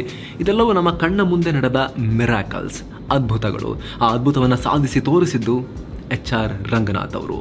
ಪಬ್ಲಿಕ್ ಟಿವಿಯ ಮುಖ್ಯಸ್ಥರು ಮತ್ತು ಮುಖ್ಯ ನಿರೂಪಕರು ಆಗಿರುವ HR ರಂಗನಾಥ್ ಅವರು ಟಿವಿ ಜರ್ನಲಿಸಂನ ಬಹುತೇಕ ಎಲ್ಲ ರೂಲ್ಸ್ಗಳನ್ನು ಬ್ರೇಕ್ ಮಾಡಿ ಅವುಗಳನ್ನು ಮೀರಿ ತಮ್ಮದೇ ಹೊಸ ಟ್ರೆಂಡನ್ನು ಸೃಷ್ಟಿ ಮಾಡಿದ್ದಾರೆ. ತಮ್ಮ ರೂಲ್ಸನ್ನು ತಾವೇ ಬರ್ಕೊಂಡಿದ್ದಾರೆ. ಸೂಟು ಬೂಟು ಹಾಕದೆ, ಶೇವಿಂಗ್ ಮಾಡಿಕೊಳ್ಳದೆ, ಮೇಕಪ್ ಮಾಡಿಕೊಳ್ಳದೆ ಅವರು ಸಾಮಾನ್ಯ ವ್ಯಕ್ತಿಯ ರೀತಿ ಪರದೆ ಮೇಲೆ ಬಂದು ಅವರು ನ್ಯೂಸ್ ಪ್ರೆಸೆಂಟ್ ಮಾಡ್ತಾರೆ. ಅವರು ನ್ಯೂಸ್ ಹೇಳೋ ಶೈಲಿ ಕೂಡ ತೀರಾ ವಿಭಿನ್ನ. ಅವರು ಸಾಮಾನ್ಯ ನಿರೂಪಕರಂತೆ ಕೇವಲ ಸುದ್ದಿಯನ್ನು ಓದ್ತಾ ಹೋಗೋದಿಲ್ಲ, ಜನರ ಜೊತೆಗೆ ಆ ಸುದ್ದಿಯ ಕುರಿತು ಚರ್ಚೆ ಮಾಡಿದ ಧಾಟಿಯಲ್ಲಿ ಅವರು ಸುದ್ದಿಯನ್ನು ಓದ್ತಾರೆ. ಅವರು ಸುದ್ದಿಯನ್ನು ಓದೋದಕ್ಕಿಂತ ವಿಶ್ಲೇಷಣೆ ಮಾಡ್ತಾರೆ ಚೆನ್ನಾಗಿ. ಸುದ್ದಿಯ ವಿಶ್ಲೇಷಣೆ ನಡುವೆ ಕುತೂಹಲಕಾರಿ ಕಥೆಗಳನ್ನು ಹೇಳ್ತಾರೆ. ಆ ಕಥೆಗಳು ಸುಮ್ಮನೆ ಬರ್ತಾವ? ಕತೆ ಅಂತ ಹೇಳಿದ್ರೆ ಅಜ್ಜಿ ಕಥೆಯಲ್ಲ. ಒಂದು ಸುದ್ದಿಗೆ ಸಂಬಂಧಪಟ್ಟಂತ ಇನ್ನೊಂದು ಹಳೆಯ ಘಟನೆಯನ್ನು ಎತ್ತಿ ಹೇಳಬೇಕು ಅಂದರೆ ಅಷ್ಟು ಅಧ್ಯಯನ ಬೇಕಾಗುತ್ತೆ, ಅಷ್ಟು ಎಕ್ಸ್ಪೀರಿಯನ್ಸ್ ಬೇಕಾಗುತ್ತೆ. ಅದೆಲ್ಲವೂ ಇವ್ರ ಬಳಿ ಇದೆ. ಯಾರನ್ನೋ ರೊಚ್ಚಿಗೆದ್ದು ಬೈತಾರೆ ಕೂಡ, ಕೆಲವೊಂದು ಸಲ ಕಾಮಿಡಿಯೂ ಮಾಡ್ತಾರೆ, ಯಾರನ್ನೋ ಅತ್ಯಂತ ಪ್ರೀತಿಯಿಂದ ಹೊಗಳ್ತಾರೆ. ಕೆಲವೊಮ್ಮೆ ಸುದ್ದಿ ವಾಚಕರ ಮೇಲೂ ಕೂಡ, ತಮ್ಮ ಸಹ ಸುದ್ದಿ ವಾಚಕರ ಮೇಲೂ ಕೂಡ ತಮ್ಮ ಆಕ್ರೋಶದ ಬಾಣಗಳನ್ನು ಬಿಡ್ತಾರೆ. ತಮ್ಮ ಕೋ ಆಂಕರ್ಸ್ ಕೇಳುವ ಸಾಮಾನ್ಯ ಪ್ರಶ್ನೆಗಳಿಗೆ ಉತ್ತರಿಸುವಾಗ ಪ್ರೀತಿ, ಕೆಲವು ಸಲ ಸಿಟ್ಟು ಎರಡನ್ನೂ ತೋರಿಸ್ತಾರೆ. ಕೆಲವೊಮ್ಮೆ ಏನೂ ಗೊತ್ತಿಲ್ಲದ ವಿಧೇಯ ವಿದ್ಯಾರ್ಥಿಯಂತೆ, ಹಾಗಂದ್ರೆ ಏನದು, ಸ್ವಲ್ಪ ಬಿಡಿಸಿ ಹೇಳಿ ನೋಡೋಣ ಅಂತ ಚರ್ಚೆಗೆ ಬಂದವರನ್ನೇ ಕೇಳ್ತಾರೆ. ದೊಡ್ಡ ದೊಡ್ಡ ತಪ್ಪುಗಳು ನಡೆದಾಗ ಆರೋಪಿ ಸ್ಥಾನದಲ್ಲಿ ಇರೋರನ್ನ ಹಿಗ್ಗಾಮುಗ್ಗ ಜಾಡಿಸ್ತಾರೆ. ಅವರ ಹುದ್ದೆ ಪದವಿಗಳನ್ನು ಲೆಕ್ಕಿಸದೆ ವಾಚಾಮ ಗೋಚರವಾಗಿ ಉಗಿತಾರೆ. ಕೆಲವೊಮ್ಮೆ ಜನರಿಗೆ ಸುಲಭವಾಗಿ ಅರ್ಥವಾಗದ ಸುದ್ದಿ ಬಂದಾಗ ಅವುಗಳನ್ನು ಅತ್ಯಂತ ಸರಳವಾಗಿ ವಿವರಿಸ್ತಾರೆ. ಕಠಿಣ ವಿಷಯಗಳನ್ನು ಸುಲಭವಾಗಿ ಅರ್ಥ ಮಾಡಿಸುವ ಸ್ಕಿಲ್ ಅವರಿಗೆ ದಕ್ಕಿದೆ. ಅದುವೇ ಜರ್ನಲಿಸಂನ ಮೂಲ. ಮಂಗಳೂರಲ್ಲಿ ವಿಮಾನ ದುರಂತ ಉಂಟಾದಾಗ ವಿಮಾನ ಯಾಕೆ ಅಪಘಾತಕ್ಕೆ ತುತ್ತಾಯಿತು ಅಂತ ಅವರು ಸರಳವಾಗಿ ಜನರಿಗೆ ಅರ್ಥ ಮಾಡಿಸಿದ ರೀತಿ ಎಲ್ಲ ಜರ್ನಲಿಸ್ಟ್ಗಳಿಗೆ ಒಂದು ಪಾಠ. ಅದು ಒಂದೇ ಮಾತಲ್ಲಿ ಹೇಳಬೇಕು ಅಂದ್ರೆ ರಂಗನಾಥ್ ಅವರ ಸುದ್ದಿ ನಿರೂಪಣೆಯಲ್ಲಿ ನವರಸಗಳಿರ್ತವೆ. ಅದೊಂದು ಮಾಸ್ ಮಸಾಲಾ ಮೂವಿ ರೀತಿ ನ್ಯೂಸ್ ಸೆಗ್ಮೆಂಟ್ನಲ್ಲಿ. ಹೀಗಾಗಿ ರಂಗಣ್ಣ ಅವರು ಕರ್ನಾಟಕದ ಜನರನ್ನ ಅತ್ಯಂತ ಡೀಪ್ ಆಗಿ ಆಕರ್ಷಿಸ್ತಾರೆ. ಅದರ ಜೊತೆಗೆ ರಂಗನಾಥ್ ಅವರ ಅಧ್ಯಯನ, ತಿಳುವಳಿಕೆ ಕೂಡ ಅಪಾರವಾಗಿದೆ. ಜಗತ್ತಿನ ಯಾವುದೇ ಪ್ರಮುಖ ಬೆಳವಣಿಗೆ ಬಗ್ಗೆ ಗಂಟೆಗಟ್ಟಲೆ ಮಾತಾಡುವಷ್ಟು ಮಾಹಿತಿ ಅವರ ತಲೆಯಲ್ಲಿದೆ. ಕರ್ನಾಟಕದಲ್ಲಿರೋ ಎಲ್ಲ ವಿಚಾರಧಾರೆಗಳ ಯುವಕರ ತಲೆಯಲ್ಲಿ ಇರಬಹುದಾದ ಮಾಹಿತಿ ರಂಗನಾಥ್ ಅವರ ಒಬ್ಬರ ತಲೆಯಲ್ಲೇ ಇದೆ. ಕರ್ನಾಟಕದ ರೈತ ಚಳುವಳಿಯ ಇತಿಹಾಸದಿಂದ ಆರ್ಟಿಫಿಷಿಯಲ್ ಇಂಟೆಲಿಜೆನ್ಸ್ ತನಕ, ಹಾಗೂ ಇಂತಹ ಆರ್ಟಿಫಿಷಿಯಲ್ ಇಂಟೆಲಿಜೆನ್ಸ್ ಮಕ್ಕಳ ಮೇಲೆ ಮಾಡಬಹುದಾದ ಪರಿಣಾಮಗಳ ತನಕ ಎಲ್ಲ ವಿಚಾರಗಳ ಕುರಿತು ಅವರು ಮಾತಾಡಬಲ್ಲರು. ಒಮ್ಮೆ HR ರಂಗನಾಥ್ ಅವರು ಮಾರ್ನಿಂಗ್ ಬುಲೆಟಿನ್ ಮಾಡುವಾಗ ಕಾಪಿ ಎಡಿಟರ್ ಒಬ್ಬರು ಕ್ಯೂಬಾದ ಕುರಿತು ಸುದ್ದಿಯೊಂದನ್ನು ಅತ್ಯಂತ ಸಂಕ್ಷಿಪ್ತವಾಗಿ ಬರೆದಿದ್ರು. ಆದರೆ ಸುದ್ದಿ ಓದೋಕೆ ಆರಂಭಿಸಿದ ರಂಗನಾಥ್ ಅವರಿಗೆ ಆ ಸುದ್ದಿ ಅತ್ಯಂತ ಪ್ರಮುಖ ಅನಿಸಿತು. ಹೀಗಾಗಿ ರಂಗನಾಥ್ ಅವರು ಕ್ಯೂಬಾದ ಬಗ್ಗೆ ಅರ್ಧ ಗಂಟೆ ಮಾತಾಡಿದ್ರು. ಐಕಾನಿಕ್ ಜರ್ನಲಿಸ್ಟ್ HR ರಂಗನಾಥ್ ಅವರಿಗೆ ಅದ್ಭುತ ವಾಕ್ ಚಾತುರ್ಯ ಕೂಡ ಇದೆ. ಎಂಥವರನ್ನು ಮಾತಿನಲ್ಲೇ ಕಟ್ಟಿ ಹಾಕುವ ಕಲೆ ಮತ್ತು ಮಾಹಿತಿ ಇದೆ. ಆದರೆ ಇದಷ್ಟೇ ಅವರ ಹೆಚ್ಚುಗಾರಿಕೆಯಲ್ಲ. HR ರಂಗನಾಥ್ ಸಮಾಜದಲ್ಲಿನ ಬಡವರಿಗೆ, ಅಸಹಾಯಕರಿಗೆ ನೆರವಾಗುವ ಸಾಕಷ್ಟು ಕಾರ್ಯಕ್ರಮ ಮಾಡಿದ್ದಾರೆ. ಬೆಳಕು ಹೆಸರಿನ ಕಾರ್ಯಕ್ರಮ ಮಾಡಿ ಸಾಕಷ್ಟು ಜನರಿಗೆ ನೆರವಾಗಿದ್ದಾರೆ. ನೆರವು ಸಿಗುವಂತೆ ನೋಡ್ಕೊಂಡಿದ್ದಾರೆ. ಕೊರೋನಾ ಸಮಯದಲ್ಲಿ ಅವರು ಮಾಡಿದ ಸಮಾಜ ಸೇವೆ ತುಂಬಾ ದೊಡ್ಡದು. ರಂಗನಾಥ್ ಅವರು ಕೇವಲ ಸಮಾಜದಲ್ಲಿನ ಬಡವರಿಗೆ ಮಾತ್ರ ನೆರವನ್ನು ಕೊಡೋದಿಲ್ಲ, ತಮ್ಮ ಉದ್ಯೋಗಿಗಳ ಕಷ್ಟಕ್ಕೂ ಅವರು ಸ್ಪಂದಿಸ್ತಾರೆ. ಸಣ್ಣ ಪುಟ್ಟ ಕೆಲಸಗಾರರ ಸಮಸ್ಯೆಯನ್ನು ಕೂಡ ತಮ್ಮದೇ ಸಮಸ್ಯೆ ಅಂತ ಪರಿಗಣಿಸ್ತಾರೆ. ತಮಗೆ ಕಾಫಿ ಮಾಡಿಕೊಡೋ ಆಫೀಸ್ ಬಾಯ್ನ ಮದುವೆಗೆ ರಂಗನಾಥ್ ಅವರು ತಮ್ಮ ಸರ್ವ ಶಕ್ತಿಯನ್ನು ಬಳಸಿದ್ದಾರೆ. ಹುಡುಗಿ ಕಡೆಯವರು ಮದುವೆಗೆ ಒಪ್ಪದೆ ಮದುವೆಗೆ ತೊಂದರೆ ಮಾಡೋ ಬೆದರಿಕೆ ಹಾಕಿದಾಗ ರಂಗನಾಥ್ ಅವರು ತಮ್ಮ ಪ್ರಭಾವ ಬಳಸಿ ಪೊಲೀಸರ ದೊಡ್ಡ ಪಡೆಯೊಂದಿಗೆ ಆಫೀಸ್ ಬಾಯ್ನ ಮದುವೆ ಮಾಡಿಸಿದ್ದಾರೆ. ಇದೊಂದು ಎಕ್ಸಾಂಪಲ್ ಅಷ್ಟೇ ಹೇಳ್ತಿರೋದು. ಈ ರೀತಿ ಹಲವು ಜನರಿಗೆ ಅವರು ಹಲವು ಸಂದರ್ಭಗಳಲ್ಲಿ ವೈಯಕ್ತಿಕ ವಿಚಾರಗಳಲ್ಲಿ ಪ್ರೀತಿ ಪ್ರೇಮದಂಥ ವಿಚಾರಗಳಲ್ಲೂ ಕೂಡ ಒಬ್ಬ ಫ್ರೆಂಡ್ ಹೇಗೆ ಹೆಲ್ಪ್ ಮಾಡಬಹುದು, ಅಷ್ಟು ದೊಡ್ಡವರವರು ಈ ಚಿಕ್ಕ ವಯಸ್ಸಿನ ಹುಡುಗರ ಪ್ರೀತಿ ಪ್ರೇಮದ ವಿಚಾರಗಳ ಸಮಸ್ಯೆಗಳಲ್ಲೂ ಕೂಡ ಸಹಾಯ ಕೇಳಿದಾಗ ಯಾವುದೇ ಮರೆಮಾಚದೆ, ಯಾವುದೇ ನನ್ನ ಹತ್ರ ಬಂದು ಹೇಳ್ತೀಯನಪ್ಪ ನೀನು ಅಂತ ಹೇಳದೆ, ನಾನಿದ್ದೀನಿ, ನಾನು ಹೆಲ್ಪ್ ಮಾಡ್ತೀನಿ ಅಂತ ಹೇಳಿ ಮುಕ್ತ ಮನಸ್ಸಿನಿಂದ ಸಹಾಯ ಮಾಡಿದ್ದಾರೆ. ಅವರ ಒಳಗೆ ಅವರ ಏಜ್ಗೆ ತಕ್ಕಂತಹ ಮೆಚುರಿಟಿ ಕೂಡ ಇದೆ. ಕಿರಿಯರು ಬಂದು ಮಾತನಾಡಿಸಿದ್ರೆ ಅವರ ಏಜಿಗೆ ಬಂತು, ಅವರ ಮೆಚುರಿಟಿಯ ಲೆವೆಲ್ಗೆ ಕೆಳಗಿಳಿದು ಅದನ್ನು ಅರ್ಥ ಮಾಡಿಕೊಂಡು ಅದಕ್ಕೆ ಸ್ಪಂದಿಸುವ ದೊಡ್ಡತನ ಕೂಡ ಇದೆ. ಆಫೀಸ್ ಬಾಯ್ ವಿಚಾರಕ್ಕೆ ಬಂದರೆ, ಅವ್ರಿಗೆ ಮದುವೆ ಮಾಡಿಸಿದ ಮಾತ್ರ ಅಲ್ಲ, ಆ ಆಫೀಸ್ ಬಾಯ್ ಜೀವನದ ಉದ್ದಕ್ಕೂ ಆಫೀಸ್ ಬಾಯ್ ಆಗಿನೇ ಉಳಿಬಾರ್ದು ಅಂತ ಅವರಿಗೆ ವಿಡಿಯೋ ಎಡಿಟಿಂಗ್ ಕಲಿಸಿ ವೃತ್ತಿಯಲ್ಲಿ ಪ್ರಮೋಷನ್ ಕೂಡ ಕೊಟ್ಟಿದ್ದಾರೆ. ಎಷ್ಟು ದಿನ ಇದನ್ನೇ ಮಾಡ್ತಿರ್ತೀಯ, ಇಲ್ಲಿ ತನಕ ಮಾಡ್ತೀಯ, ಇದನ್ನ ನನ್ನ ಜೊತೆ ನೀನು ಆಫೀಸ್ ಬಾಯ್ ಆಗಿ ಕಲಿ ಅಂತ ಹೇಳಿ ಕಲಿಯೋಕೆ ಪ್ರೋತ್ಸಾಹ ಕೊಟ್ಟು ಮಾಡಿಸಿದ್ದಾರೆ. ಪಬ್ಲಿಕ್ ಟಿವಿಯ ಮುಖ್ಯಸ್ಥರಾಗಿರೋ ರಂಗನಾಥ್ ಪ್ರತಿ ವರ್ಷ ತಮ್ಮ ಉದ್ಯೋಗಿಗಳ ವೇತನವನ್ನು ಹೆಚ್ಚಳ ಮಾಡ್ತಾರೆ. ಪ್ರತಿ ವರ್ಷ ಬೋನಸ್ ನೀಡ್ತಾರೆ. ದೊಡ್ಡ ದೊಡ್ಡ ಹಬ್ಬ ಬಂದಾಗ ಆಹಾರದ ಕಿಟ್ಟನ್ನೇ ಪೂರೈಸ್ತಾರೆ. ನಾವು ರಂಗನಾಥ್ ಅವರ ಕುರಿತು ಬರೆಯೋ ಸಮಯದಲ್ಲಿ ಪಬ್ಲಿಕ್ ಟಿವಿಯ ಕೆಲ ಉದ್ಯೋಗಿಗಳು ವಿದೇಶಿ ಪ್ರವಾಸವನ್ನು ಆನಂದಿಸ್ತಾ ಇದ್ರು. ರಂಗನಾಥ್ ತಮ್ಮ ಉದ್ಯೋಗಿಗಳನ್ನು ವಿದೇಶಿ ಪ್ರವಾಸಕ್ಕೆ ಕಳಿಸ್ತಾರೆ. ಪಬ್ಲಿಕ್ ಟಿವಿ ತನ್ನ ಉದ್ಯೋಗಿಗಳಿಗೆ ಕೊಡೋ ಸವಲತ್ತುಗಳ ಬಗ್ಗೆ ಕೇಳಿ ಬೇರೆ ನ್ಯೂಸ್ ಚಾನೆಲ್ಗಳಲ್ಲಿ ಕೆಲಸ ಮಾಡೋ ಪತ್ರಕರ್ತರು ಟಿವಿ ಮೀಡಿಯಾದಲ್ಲಿ ಇಷ್ಟೆಲ್ಲ ಇದೆಯಾ ಸ್ವಾಮಿ, ಹಿಂಗೂ ಮಾಡ್ತಾರಾ ಅಂತ ಅಚ್ಚರಿಗೊಳ್ತಾರೆ. ಯಾಕಂದರೆ ಐಕಾನಿಕ್ ಜರ್ನಲಿಸ್ಟ್ ಆಗಿರೋ ರಂಗನಾಥ್ ಅವರು ಕಷ್ಟ ಅಂತ ಬಂದಾಗ ತಮ್ಮ ಉದ್ಯೋಗಿಗಳ ಬೆನ್ನ ಹಿಂದೆ ತಮ್ಮ ಸರ್ವ ಶಕ್ತಿಯನ್ನು ಒಗ್ಗೂಡಿಸಿ ನಿಂತ್ಕೊಂಡು ಸಹಾಯ ಮಾಡ್ತಾರೆ. ಅದಕ್ಕೆ ಅವ್ರನ್ನ ಪತ್ರಕರ್ತರು ಕ್ಯಾಪ್ಟನ್ ಅಂತ ಪ್ರೀತಿಯಿಂದ ಕರೀತಾರೆ. HR ರಂಗನಾಥ್ ಅವರು 0 to ಹೀರೋ ಆದವರು. ಕೇವಲ 12 ರೂಪಾಯಿ ಖರ್ಚು ಮಾಡಿ ಮದುವೆ ಆದವರು. ಇಷ್ಟೊಂದು ಸರಳವಾಗಿ ಬದುಕುತ್ತಲೇ ತುಂಬ ಜನರಿಗೆ ಅದ್ಭುತ ಜೀವನದ ಅವಕಾಶವನ್ನು ಕೊಟ್ಟವರು, ನನ್ನನ್ನು ಕೂಡ ಸೇರಿದಂತೆ. ತಾವು ಶುದ್ಧ ಸಸ್ಯಾಹಾರಿಗಳಾಗಿದ್ರೂ ಕೂಡ ಸ್ನೇಹಿತರಿಗಾಗಿ ಮಾಂಸಾಹಾರದ ಬಗ್ಗೆ ವಿಶೇಷ ಜ್ಞಾನವನ್ನು ಗಳಿಸ್ಕೊಂಡಿದ್ದು ರಂಗನಾಥ್ ಅವರ ವ್ಯಕ್ತಿತ್ವದ ಮತ್ತೊಂದು ವಿಶೇಷ ಗುಣ. ಸ್ನೇಹಿತರೊಂದಿಗೆ ಟ್ರಿಪ್ಗೆ ಹೋದರೆ ರಂಗಣ್ಣ ಅವರೇ ಮಾಂಸಾಹಾರದ ಆರ್ಡರ್ ಮಾಡ್ತಾರೆ. ಯಾವ ಖಾದ್ಯವನ್ನು ಹೇಗೆ ತಯಾರಿಸಬೇಕು ಅಂತ ಹೇಳಿ ಮಾಡಿಸಿ ಅದನ್ನು ತಿನ್ನೋರಿಗೆ ಕೊಡಿಸ್ತಾರೆ. ಈ ರೀತಿ ಸ್ನೇಹಿತರೆ, ಕರ್ನಾಟಕದ ಐಕಾನಿಕ್ ಜರ್ನಲಿಸ್ಟ್ ಆಗಿರೋ HR ರಂಗನಾಥ್ ಅವರ ಬಗ್ಗೆ ಬರಿತಾ ಹೋದ್ರೆ ಹೇಳ್ತಾ ಹೋದ್ರೆ ಮುಗಿಯೋದೇ ಇಲ್ಲ ಅನ್ಸುತ್ತೆ. ಆದ್ರೆ ಸ್ನೇಹಿತರೆ, ಆರಂಭದಲ್ಲೇ ಹೇಳಿದ್ದೆ, ಅವರೊಂದಿಗೆ ಕೆಲಸ ಮಾಡಿದ ನನ್ನ ವೈಯಕ್ತಿಕ ಅನುಭವದ ಬಗ್ಗೆ ಕೂಡ ನಿಮಗೆ ಕಡೆದಾಗಿ ನಾನು ಸ್ವಲ್ಪ ಹೇಳ್ತೀನಿ ಅಂತ. ಸ್ನೇಹಿತರೆ, ನನ್ನ ಊರು ಚಿಕ್ಕಮಗಳೂರು. ಅಲ್ಲಿನ ಒಂದು ಹಳ್ಳಿ, ಚಿಕ್ಕಮಗಳೂರಲ್ಲಿ ಕೊಪ್ಪ ತಾಲೂಕಿನ ಒಂದು ಹಳ್ಳಿ. ನಾನು ನನ್ನ ಡಿಗ್ರಿಯನ್ನು ಮಾಡ್ತಿದ್ದ ಟೈಮ್ನಲ್ಲಿ, ಬ್ಯಾಚುಲರ್ ಡಿಗ್ರಿಯನ್ನು ಮಾಡ್ತಿದ್ದ ಟೈಮ್ನಲ್ಲಿ ಯಾವುದೇ ರೀತಿಯ ಉದ್ದೇಶ ಅಥವಾ ಗುರಿ ಅಥವಾ ನಾನು ಜರ್ನಲಿಸ್ಟ್ ಆಗಬೇಕು, ಪತ್ರಕರ್ತ ಆಗಬೇಕು, ಯಾವುದೇ ರೀತಿಯ ಕನಸು ಯಾವುದೂ ಕೂಡ ಇರಲಿಲ್ಲ. ಆದರೆ ಬಾಲ್ಯದಿಂದಲೂ ಅಪಾರವಾದಂತಹ ನ್ಯೂಸ್ ಪೇಪರ್ ಓದುವ, ಪುಸ್ತಕಗಳನ್ನು ಓದುವ ಅಭ್ಯಾಸ ಒಂದಿತ್ತು ಅಷ್ಟೇ. ಹಾಗಿರಬೇಕಾದ್ರೆ ಯಾವಾಗಲೂ ಪೇಪರ್ ತರಿಸ್ತಾ ಇದ್ದೆ ನಾನು ನಮ್ಮ ತಂದೆ ಬಳಿ. ನಮ್ಮ ಊರಿಗೇನು ಪೇಪರ್ ಬರ್ತಾ ಇರಲಿಲ್ಲ. ಸೊ ನಮ್ಮ ತಂದೆ ಪೇಟೆಗೆ ಹೋದಾಗ, 3-4 ಕಿಲೋಮೀಟರ್ ದೂರದ ಪೇಟೆಗೆ ಹೋದಾಗ ಅವರು ಸಂಜೆ ಬರಬೇಕಾದ್ರೆ ಪೇಪರ್ ತರ್ತಾ ಇದ್ರು. ಬೆಳಗಿನ ಪೇಪರ್ ನಮ್ಮ ಮನೆಗೆ ಸಂಜೆ ಬರ್ತಾ ಇತ್ತು. ಯೂಶ್ವಲಿ ಆಗಿನ ದಿನಗಳಲ್ಲಿ ವಿಜಯ ಕರ್ನಾಟಕ, ಪ್ರಜಾವಾಣಿ ಎಲ್ಲ ಪೇಪರ್ ಬರ್ತಾ ಇತ್ತು. ಅವತ್ತು ಸಿಕ್ಕಿಲ್ಲ ಅಂತ ಹೇಳಿ ನಮ್ಮ ತಂದೆ ಕನ್ನಡ ಪ್ರಭಾ ಪೇಪರನ್ನು ತಂದಿದ್ರು ಮನೆಗೆ.